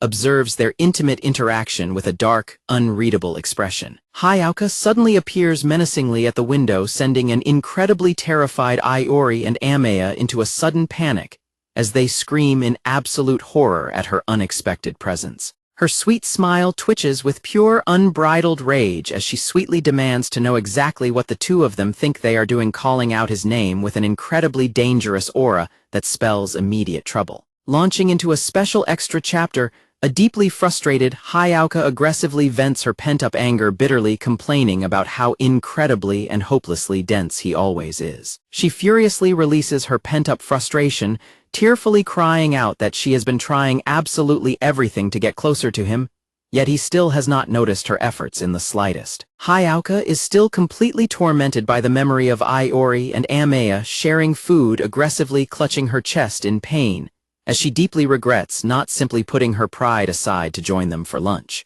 She tearfully buries her face in a pillow, lamenting to herself that trying to act cute is just far too difficult, before she walks over to her window to try and get some fresh air to snap out of her miserable mood. Her quiet venting is instantly cut short when she peers through her window and spots Iori carrying a tray to serve Amaya, who is happily laughing in his bedroom. Hayauka freezes in pure disbelief as she recognizes the blonde girl, shivering in shock as she tries to comprehend why the transfer student is casually hanging out in Iora's room. Her mind immediately leaps to the absolute worst-case scenario, leaving her sweating in pure panic as she swallows hard and desperately wonders if the two of them are actually on a home date. Refusing to let her imagination run wild, Hayauka steels her resolve to climb across and peek inside his room to verify exactly what is going on. Her heart beats wildly in her chest as she remembers her theory about the blonde girl desperately trying to prove once and for all whether her childhood rival is actually a girl or some kind of imposter. The sheer tension and panic of the situation completely overwhelm her, causing her eyes to spin in chaotic anxiety as she frantically tries to talk herself out of her mounting panic. She suddenly throws open the window, only to witness an incredibly compromising scene of Amaya pinning a startled Iori flat onto his bedroom floor. The sudden deafening slam of her entry instantly freezes the two of them in place, leaving them staring back at her in complete and utter horror. Emitting a truly menacing aura from the shadows, Hayauka slowly draws out a dark, threatening hum as she observes the chaotic scene unfolding right next door. With a dangerously twitching smile, she forcefully slides her window open and aggressively asks if the two of them aren't skipping way too many steps, especially considering he is supposed to be a complete loner. The heavy, terrifying tension peaks as she coldly expresses her absolute disgust at the shocking realization that he actually enjoys playing around with girls behind closed doors. Gripping the windowsill with terrifying strength, she lets out another dark, amused hum as her jealousy completely takes over. Radiating an intensely threatening aura, Hayao glares straight into his room and terrifyingly confronts Iori, demanding to know if he isn't moving a little too fast with his childhood friend. A completely startled Iori suddenly notices the top of Hayao's head ominously rising up from the bottom of his window frame, causing him to stumble back and stammer her name in pure shock. Desperate to clear the massive misunderstanding, Iori frantically begs her to stop and swears that he wasn't trying anything inappropriate with his guest, but Hayao just stares back with cold, dead eyes and highly questions his frantic defense. Iori awkwardly points out the suggestiveness of a guy and a girl being left completely alone in a bedroom together, prompting a flustered Amaya to ask how on earth he can say such an embarrassing thing so casually. Hayao suddenly pops in and menacingly notes that she has thought something was highly suspicious ever since lunchtime, while a sweating Iori realizes his current situation looks incredibly bad. Knowing that making a believable excuse is going to be incredibly tough, a nervous Iori whispers to Amaya to back away for a second, while a worried Amaya quietly calls out to their furious friend. Amaya cutely apologizes and asks Hayao if she actually hated seeing them together, a sudden shift in attitude that catches Hayao completely off guard and leaves her frantically sputtering that she meant no such thing. Desperate to clear his name, Iori frantically screams at Hayao that he swears he did absolutely nothing weird, while she continues to glare at them menacingly from right outside the window. While Hayao stares at them in complete disbelief, a heavily sweating Iori avoids eye contact and nervously turns to Amaya, desperately pleading with her to confirm that there is indeed nothing strange going on. Amaya happily beams and cheerfully confirms his words, sending a sudden heart-fluttering thump through the air. Amaya explains that she only leaned over him a little bit, but her highly suggestive phrasing immediately outrages Iori, who frantically yells at her to watch her wording, while a dark-faced Hayao mutters that her worst suspicions have been confirmed. Hayao suspiciously grumbles that they surely weren't doing something strange in secret together, forcing a panicked Iori to loudly scream that they absolutely weren't and beg her not to be fooled by Amaya's terrible explanation. Iori nervously explains that they simply tripped because Amaya is incredibly clumsy, but a highly skeptical Hayao immediately suspects it is a lie, only to be interrupted by suspicious clattering sounds suddenly echoing from nearby. Hayao snaps her fingers and aggressively points out that she caught them pinned down the exact moment she opened the window, leaving him with absolutely no room to talk his way out of this one. While a panicked Iori desperately tries to get a word in to explain himself, Amaya only complicates the situation by immediately chiming in to agree with the accusation. Amaya suddenly drops a massive bombshell on the tense confrontation by passionately declaring to their furious friend that their intimate position on the floor was entirely by mutual consent. Amaya cheerfully asks him to back up her claim, prompting a deeply panicked Iori to furiously tell her to stop asking for consent at a time like this, all while a completely frozen and shattered Hayao can only stand there in utter shock as the scandalous word echoes through her mind. A heavily flustered Hayao furiously shakes Amaya and warns her to stop saying things that are so incredibly easy to misunderstand, while a sweating Iori desperately screams in the background that this entire situation is truly just a giant mistake. Hayao fiercely glares at him and asserts that her suspicions are fully justified because she saw the evidence with her own two eyes, forcing a frantic Iori to defend his innocence by loudly arguing that he was not even the one who did the pushing in the first place. Iori aggressively points out that more importantly, Amaya was actually the one pinning him down on the floor, prompting a completely blank and oblivious response from the clueless transfer student. A heavily flustered Hayao frantically accuses him of pulling Amaya down himself and desperately tells him to calm down, though Iori quickly sweat drops and dismisses her wild theory as a massive stretch, which Hayao silently has to agree with. Hayao reluctantly admits that his explanation might actually be true, allowing an immensely relieved Iori to sigh and think that she finally understands the situation, though she immediately starts to backpedal with another lingering doubt. Hayao immediately narrows her eyes with deep, intense suspicion, quietly wondering why exactly things had to end up that way if his explanation was supposedly the truth. She aggressively demands to know why Amaya was looming over him in the first place, leaving a sweating Iori completely at a loss for words, as she passionately yells that their behavior is totally improper either way. Iori clumsily excuses their intimate posture as just some harmless old childhood friends messing around, but a highly suspicious Hayauker refuses to buy his lazy excuse, finding the entire explanation way too sketchy. She demands to know why he invited the brand new transfer student straight into his bedroom, before sadly muttering under her breath that she has never even been invited over to his house herself. Iori admits he is completely in the dark himself, because she just showed up out of nowhere, prompting Hayauka to intensely grill Amaya about why on earth she would visit a guy's house like this in the first place. Amaya casually confesses that she only came over because she wanted to see Iori, leaving a completely flustered Hayauka entirely speechless and unable to process her incredibly bold and direct statement. While Iori secretly agrees with Hayauka and admits he is completely confused by the situation too, a trembling Hayauka stammers in utter disbelief.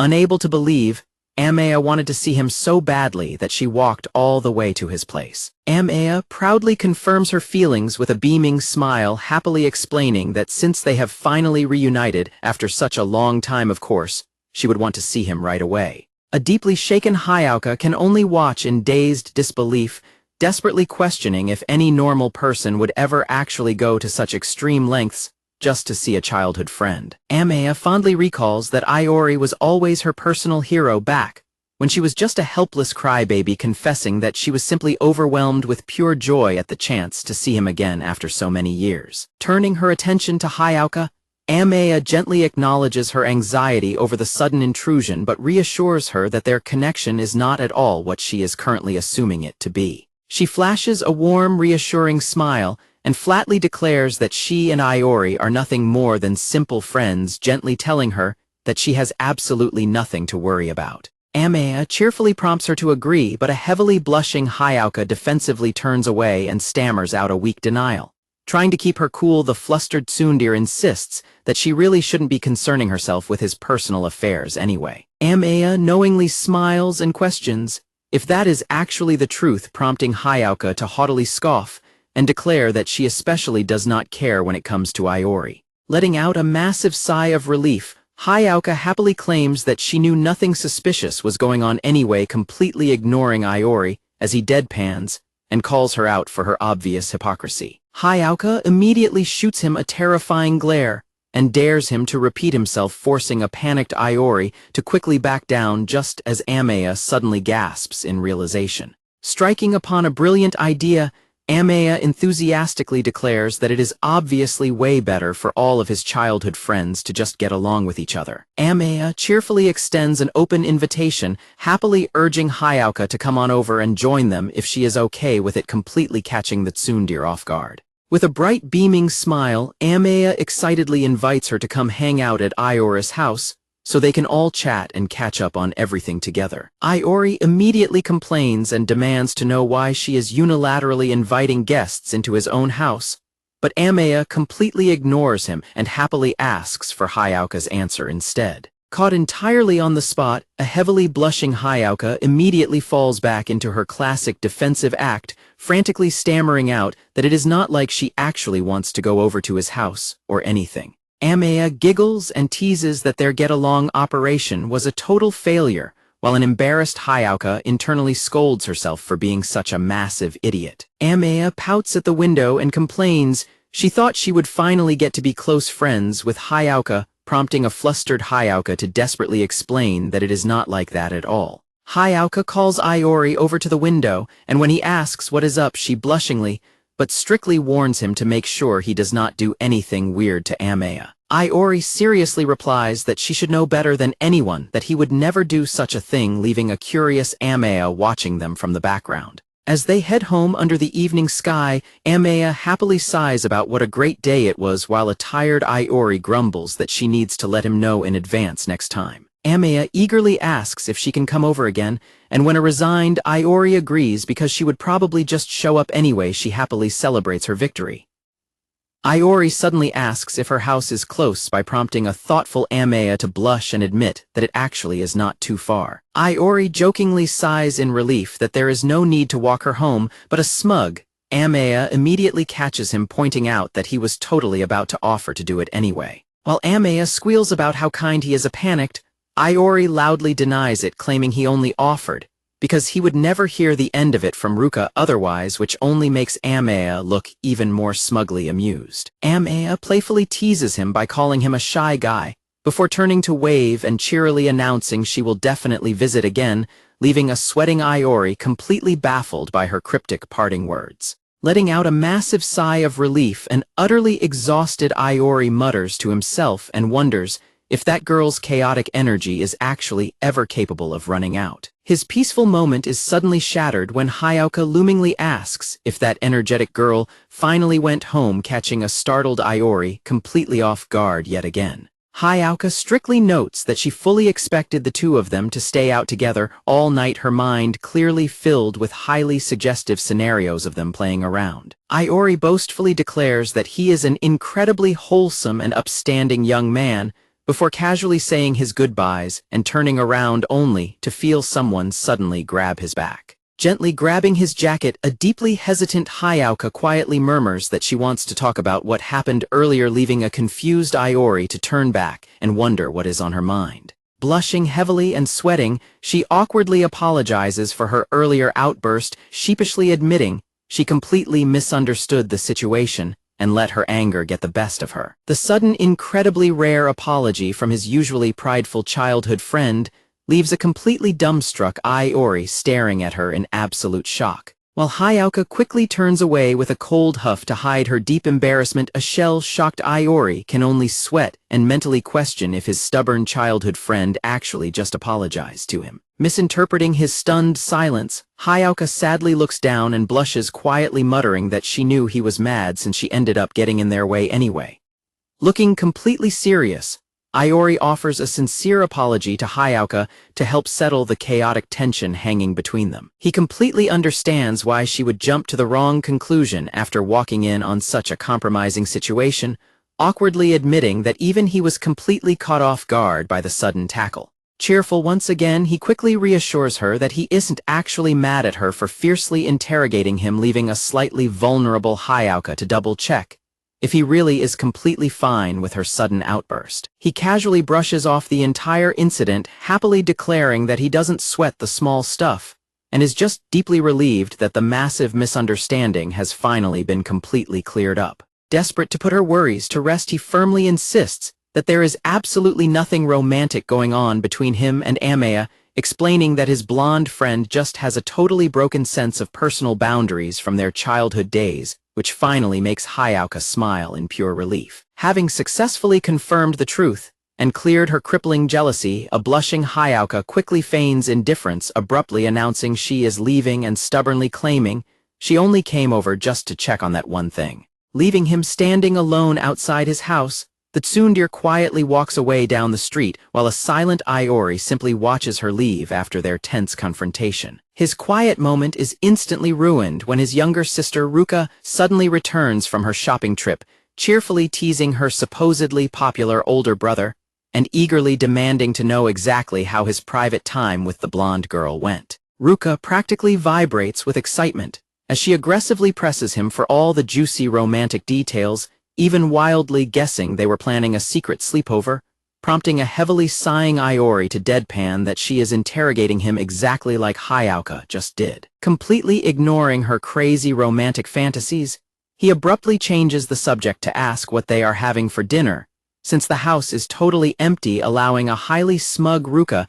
to boast that she already figured out the food situation like the clever little sister she is. Ruka proudly presents the half-priced bento she bought for them, earning an incredibly dramatic display of deep worship from a highly grateful Iori, who happily praises her as the absolute perfect little sister, while she smugly demands to be showered with compliments. Beneath Hayaka's intensely glaring gaze, a sweating Iori awkwardly admits that he completely understands how frustrated Hayaka feels, admitting that he is honestly just as confused by the entire chaotic situation himself. Amaya cheerfully waves goodbye as she departs, leaving a quiet Iori to softly bid her farewell as he watches her jog away. Suddenly, a crowd of intensely envious boys dramatically weeps and complains about how incredibly unfair it is that he has such a cute childhood friend, completely startling a panicked Iori right as a mysterious classmate ominously approaches him from behind. A classmate menacingly corners him and demands that he finally start talking about his relationships, sending a heavily sweating Iori backing away in complete dread as he tries to distance himself. The group of boys immediately crowds around him to aggressively interrogate him, demanding to know exactly what is going on between him and Hayaka. Talking to his classmates, Iori nervously stammers that there is absolutely nothing going on between him and Hayaka, but his friends skeptically counter that they actually look incredibly close. Iori scoffingly dismisses the absurd idea of him and Hayaka ever being close, prompting his highly enthusiastic classmate to eagerly beg him to set him up with her if they really are not dating. A highly flustered Iori stumbles over his words, nervously noting that Hayaka has feelings to consider too, so it is a bit much for him, while his other classmate sternly warns Kengo to stop causing trouble. Apologizing on his classmates' behalf, his friend sighs that Kengo has absolutely zero tact, before swiftly dragging the protesting guy away, leaving a sweat-dropping Iori behind. Looking up at the sky, Iori silently laments to himself that he simply cannot handle dealing with normies, only to be suddenly interrupted by a voice calling out to him.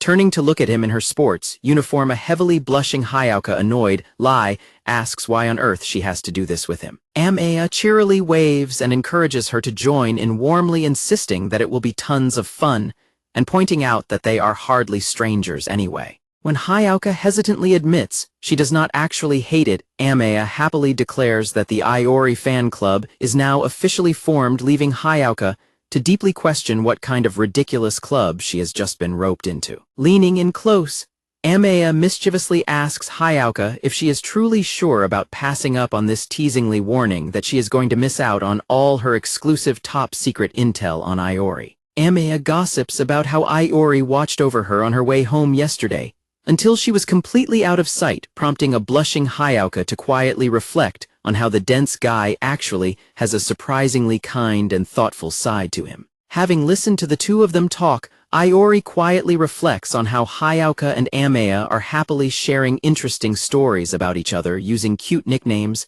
as if they have been friends forever. Amaya suddenly beams with a massive smile and enthusiastically extends an invitation for them to officially become friends, catching a surprised Hayaka completely off guard.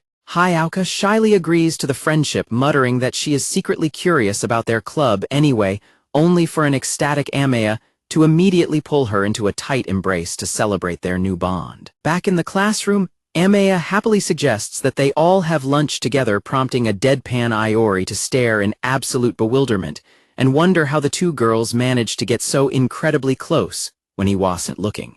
Hayaka apologizes and explains that she already has lunch plans with Azusa, but Azusa suddenly cancels their plans in a panic, as she loudly gasps that she completely forgot about something important. Azusa sheepishly explains that she was actually summoned by a teacher today, before quickly apologizing and rushing out of the classroom, leaving Hayaka completely stranded. Seizing the golden opportunity, a highly amused Amaya smiles smugly and giggles, teasingly asking Hayaka what this sudden change of plans must mean for her lunch. With no other excuses left, a heavily blushing Hayaka reluctantly gives in and agrees to join them for lunch anyway. As they sit down, a flustered Hayaka defensively declares that she only agreed to join them because she wanted to eat with Amaya, while a deadpan Iori casually brushes her off while secretly marveling at the fact that he never imagined he would actually be having lunch with Hayaka of all people. Iori asks Amaya if she brought a homemade bento today, which she happily confirms before turning the question back on him, only for Iori to show off his basic convenience store plum and kelp onigiri. Curious about her lunch, Iori asks if he can take a look at it, prompting an enthusiastic Amaya to proudly declare that she will show him right away. Amaya proudly unveils her adorable homemade bento, explaining that she woke up early to prepare it and that rolled omelets are her specialty, before turning to ask Hayauka about her own lunch. Hayauka reveals her own lunchbox to show a spectacular piece of salmon, prompting an amazed compliment from Amaya, who marvels at the impressive meal. Iori is completely dazzled by the perfectly balanced nutritional meal, as if it were emitting a divine glow, leaving a heavily blushing Hayauka to dismiss the praise as completely normal while Amaya squeals in sheer awe. Iori bluntly suggests that she should start managing his daily nutrition too, an incredibly casual request that instantly leaves a completely scandalized Hayauka in a state of utter shock. He follows up by suavely declaring that he wants to have her miso soup every single morning, a classic marriage proposal that instantly sends a heavily blushing Hayauka into a complete brain-melting panic. Snapping back to reality, a heavily blushing Hayauka defensively demands to know why on earth she would ever cook for him, forcing a frantic Iori to immediately bow and apologize for getting carried away, though a shy Hayauka quickly looks away and softly mutters that she wouldn't actually mind doing it. While their onlookers watch the dramatic lovers quarrel in absolute confusion, a cheerful Amaya happily cuts through the thick romantic tension and urges them to finally start eating. Looking over at his sad lunch, they strictly scold Iori for having absolutely no vegetables in his convenience store onigiri, warning him that he is going to completely ruin his health if he keeps eating like that. Iori casually deadpans that he has a strict personal policy against eating vegetables at lunch simply because they do not pair well with onigiri, while Amaya silently stares at him. With a highly smug chuckle, Amaya dramatically presents a piece of tamagoyaki on her chopsticks, playfully declaring that she will grant him this special treat on the house. A mildly surprised Iori asks if she is seriously giving it to him, which Amaya instantly confirms with a bright and enthusiastic smile. She proudly boasts about how incredibly delicious her food is, happily pointing out that she went out of her way to wake up early just to make it. The sudden realization completely shocks Iori, leaving him sweating in sheer disbelief, as he marvels at the fact that his childhood friend is actually an incredibly talented cook. Amaya cheerfully explains that the treat is simply her way of returning the favor for the fried chicken he gave her yesterday, though Iori internally deadpans that she basically plundered his food rather than him freely sharing it. Giving in to her generous offer, Iori agrees to try it and casually asks her to lend him a pair of chopsticks so he can properly eat the delicious meal. Completely ignoring his request, she pushes the food forward and boldly decides she will just feed it to him directly, prompting him to nervously complain that doing it like that is way too much of a hassle. Leaning in with an incredibly confident smile, she holds the rolled omelet right up to his face and gently urges him to open wide so she can personally feed him. The incredibly intimate gesture immediately flusters Iori, leaving him heavily blushing and stammering her name in pure panicked surprise. Amaya demands to know why he is getting so incredibly embarrassed and urges him to just cooperate, leaving a heavily blushing and swallowing Iori to desperately wonder what kind of bizarre situation he has found himself in, and if he has somehow become a rom-com protagonist. Amaya brightly smiles and tells him to open his mouth, forcing a highly flustered and blushing Iori to reluctantly close his eyes and say ah. Watching the incredibly intimate scene unfold from nearby, a completely stunned Hayauka can only blush furiously and gasp in utter disbelief. With his mouth wide open, Iori prepares to take a bite of the food she is feeding him, completely resigning himself to her playful demands. Just as he is about to eat it, Amaya suddenly pulls the food back with a playful oops, catching a startled Iori completely off guard. Teasing him, Amaya happily confesses she was only kidding, leaving a completely deadpan and deeply disappointed Iori standing in total shock. While Iori grumpily crosses his arms and remembers that she has always been the teasing type, Amaya giggles and playfully tells him to stop sulking. Out of nowhere, Amaya suddenly shoves the food right into his mouth, explaining she decided to, after all, as a thank you for his help yesterday, leaving a blushing Iori with no choice but to awkwardly chew. As Amaya happily celebrates how delicious his food is, Iori quietly reflects to himself that sharing lunch with a friend actually isn't such a bad feeling after all. Watching them from behind a wall, a heavily trembling Hayao covers her mouth in absolute shock, frantically muttering to herself that she cannot believe they would actually feed each other in a public place like this, while her friend looks on in complete concern. Amaya suddenly grabs Hayaoka's shoulder with a dangerously menacing grin, calling out her name in a chillingly sweet tone. Amaya boldly argues that such casual feeding is something childhood friends would normally do, prompting a thoroughly confused reaction from Iori, before she forcefully asserts her claim. Iori plays along with an intensely menacing grin, claiming that it is indeed something childhood friends do all the time, which immediately leaves a completely dumbstruck Hayao to panic and state that she has absolutely never heard of such a rule. When Iori teasingly offers to feed her too if that is what she wants, Hayaoka's heart does a massive leap as she struggles to formulate a coherent response, reluctantly muttering that she might actually be open to it if that truly is the case. Completely swallowing her pride, a heavily blushing Hayaoka shyly begs him to go ahead and feed her.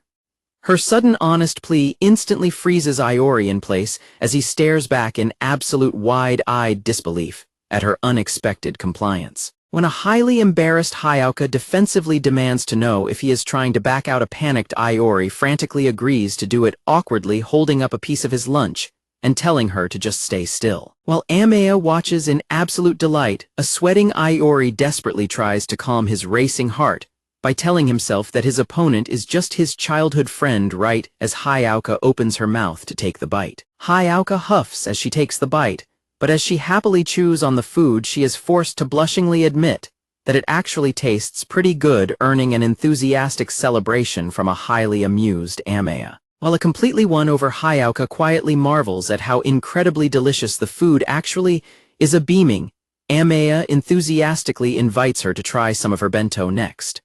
Hayao hesitantly gets Iori's attention, prompting him to ask what she wants to talk about. She nervously fidgets and explains that she had promised they would lunch together and really wanted to talk to Amaya, but things just did not work out as planned. Blushing deeply, Hayao confesses that she has actually been wanting to eat lunch with Iori for the first time in ages, leaving a surprised Iori to quietly process her sudden vulnerability. After finally getting her true feelings off her chest, a flustered Hayao quickly bids him goodbye and heads off, leaving him to process her unexpected confession. Launching into a brand new chapter, Asura cheerfully greets Iori at his desk and eagerly asks how things have been going between him and Hayao lately, specifically wondering if they have been sharing lunches together. A highly flustered Iori immediately looks away and nervously insists that absolutely nothing is going on between them, though he is forced to awkwardly point out that her face is getting a little too close. As Asura leans in to whisper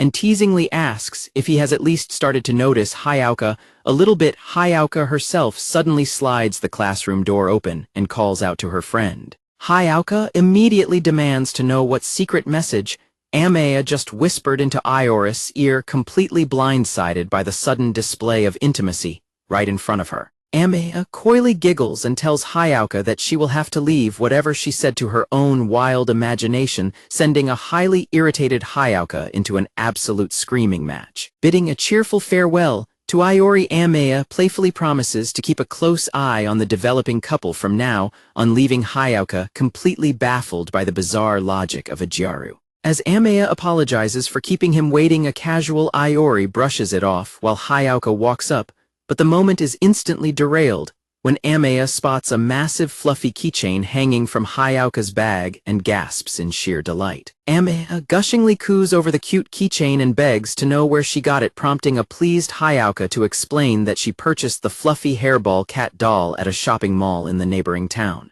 Asura enthusiastically suggests they head over there this weekend, explaining that as a newcomer, she is dying to discover some cute accessory shops. Although completely caught off guard by the sudden proposal, a flustered Hayao reluctantly agrees, secretly consoling herself with the fact that she has absolutely nothing planned for the weekend anyway. Ecstatic at her positive response, Asura loudly celebrates their upcoming shopping date, sending a massive blush across Hayao's face as she flusteredly complains that calling it a date is a bit of an exaggeration. Hayao smugly turns to Iori to tease him and asks if he is feeling jealous of their weekend plans, only to be instantly deflated when he nonchalantly turns away and casually replies that he is happy for them. With a smug and highly confident grin of his own, Iori casually drops the news that he already has exciting plans lined up at the movie theater for that exact same day. A highly suspicious Hayao immediately narrows down his mysterious plans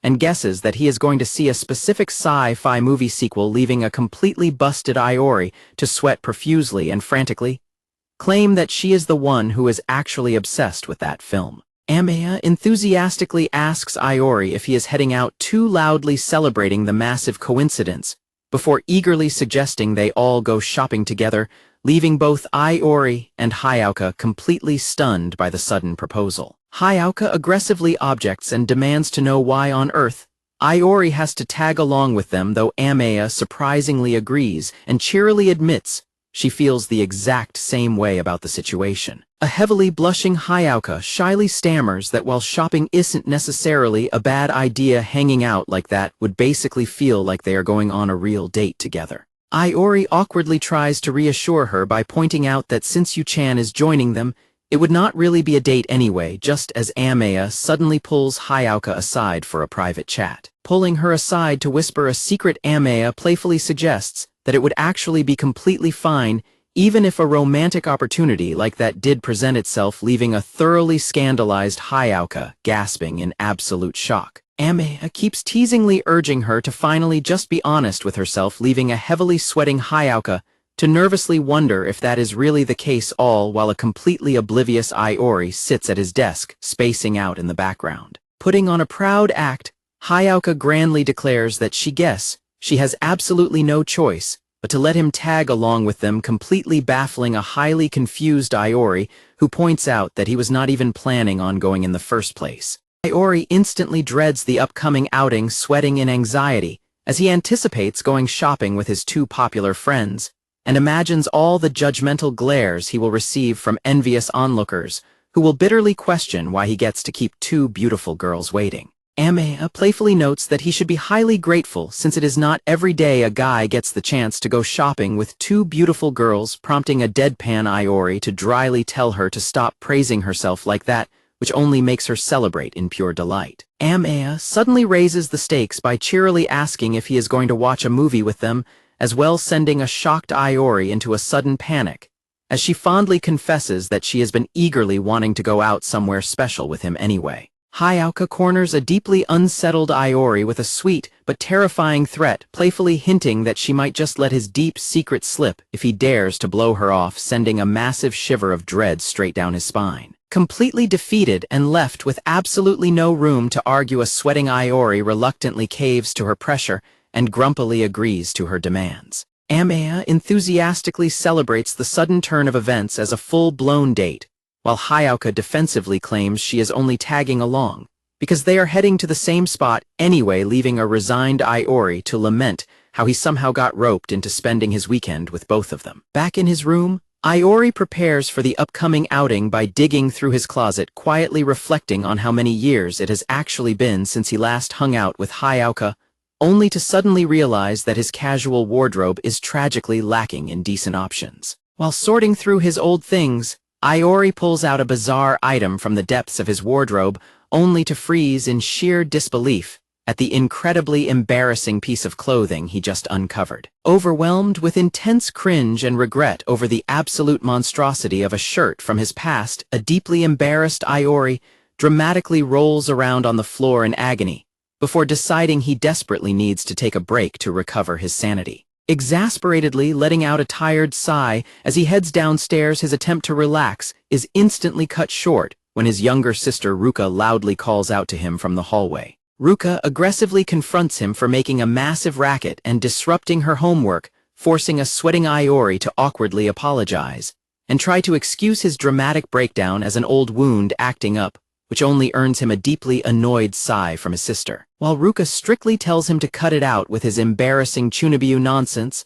a hungry Iori frantically checks the freezer, only to discover to his absolute horror that their entire stash of ice cream has completely vanished. Ruka flashes a highly smug grin and happily gloats that she already ate the last of the ice cream, leaving a thoroughly defeated Iori to clutch his chest and dramatically curse his foolish little sister in pure frustration. While a highly outraged Iori complains that his sister did not even leave a single treat for him to enjoy, a smug Ruka giggles and casually reminds him that the early bird gets the worm. Completely fed up, a gloomy Iori mutters that he is heading out to the convenience store to buy some treats himself, leaving a slightly surprised Ruka to quietly watch him depart into the night. As Iori walks down the street, he is suddenly stunned to spot a blissfully happy Hayao skip past him while joyfully singing her own little ice cream song under the night sky. Their paths immediately cross as she bumps directly into him on the sidewalk, suddenly freezing in absolute shock as she realizes who she just ran into. With her cover completely blown, a highly panicked Hayao sprints away at full speed, leaving a startled Iori to scream in disbelief and call out her name as she dashes off. Cornering her nearby, Iori finds Hayao slumped on the ground in a state of absolute despair, clutching her head and miserably groaning that she wishes she could disappear from embarrassment. Sweating at her dramatic reaction, a highly skeptical Iori quietly points out that her bizarre behavior is extremely out of place for a casual encounter on a public street. Hayao furiously screams in pure mortification that she cannot believe he of all people had to see her in such an embarrassing state, wishing she had a time machine to rewrite the past, while a bewildered Iori deadpans that traveling through time for something so trivial is a bit of an overreaction. Iori thoughtfully reflects that Hayao has actually been doing that exact same goofy ice cream dance ever since elementary school, recalling a fond memory of her skipping around and singing happily when they were kids. A deeply embarrassed Hayao can only blush and stutter out a quiet, mortified response, completely unable to deny his accurate recollection of her childhood self. Hayao aggressively demands that Iori buy her something right this instant, catching him completely off guard as he reacts with absolute bewilderment at her sudden high-energy outburst. She dramatically asserts that he needs to treat her to something, loudly declaring that she has been deeply wounded and needs immediate compensation to make up for it. Furious and flustered, she insists that he must buy her ice cream, while a sweat-dropping Iori is left completely baffled, desperately trying to figure out what he could have possibly done to upset her. She deadpans that his ultimate crime was simply looking at her, prompting Iori to scoff that such a ridiculous law would lead to an insane arrest rate, which only makes her hiss at him to shut up. Sighing in defeat, Iori finally relents and apologizes, promising to buy her the ice cream if she will just cheer up, instantly transforming her furious scowl into a soft, tearful expression of relief. The soft whirring of the convenience store freezer signals that the requested peace offering is finally being retrieved. Happily munching on her cold treat, Hayao smugly announces that she will graciously forgive him with this, leaving a completely deadpan Iori to quietly wonder if his crime of simply looking at her has truly been pardoned so easily. Hayao softly murmurs her gratitude for the treat, but when she notices the sheer shock on Iori's face, she immediately gets self-conscious and demands to know why he is looking at her like that, prompting him to nervously stammer a reply. Iori bluntly points out that he genuinely did not know she actually had it in her to say thank you, an incredibly honest remark that instantly offends her, as she loudly demands to know what kind of terrible person he really thinks she is. When he playfully shrugs and claims who knows, she furiously presses him for a real answer, before suddenly shifting the conversation to quietly ask him about their plans for tomorrow, leaving a curious Iori to wonder what she has on her mind. Blushing deeply, Hayao softly confesses that she is actually looking forward to their upcoming movie outing quite a bit, showing a rare glimpse of her sweet and honest side. Instantly snapping back into her fierce defensive mode,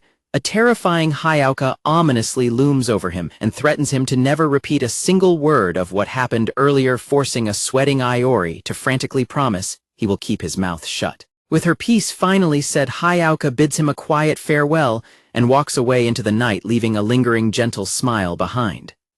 As he watches her walk away, Iori softly admits to himself that he is actually looking forward to their weekend plans quite a bit too. The next morning arrives with the cheerful chirping of birds on the telephone wires, signaling that the highly anticipated weekend has finally arrived. Ruka catches her brother in his fresh weekend outfit and blankly questions if her typically anti-social older brother is actually heading out somewhere for the day. Iori casually explains that he is simply heading out to to see a movie patiently reminding his blankly staring sister that he had already told her about his plans in advance. Ruka suspiciously pouts and points out his surprisingly styled hair and sharp outfit, immediately suspecting that there is something highly unusual going on with his sudden makeover. Ruka gasps in pure shock as she wildly accuses him of going on an actual date, prompting a heavily sweating Iori to dramatically check his watch and yell that he is going to be incredibly late. Boldly dodging her frantic interrogation, Iori shouts his goodbyes and makes a quick run for the door, leaving a thoroughly outraged Ruka screaming after him for avoiding her question. Panicking because he is running incredibly late, Iori frantically rushes inside, desperately crying out to himself that he is completely in for it as he swings the door wide open. To his absolute surprise, Hayao is already waiting there dressed up in a surprisingly stylish casual outfit. The sudden encounter catches both of them completely off guard as they lock eyes in stunned silence.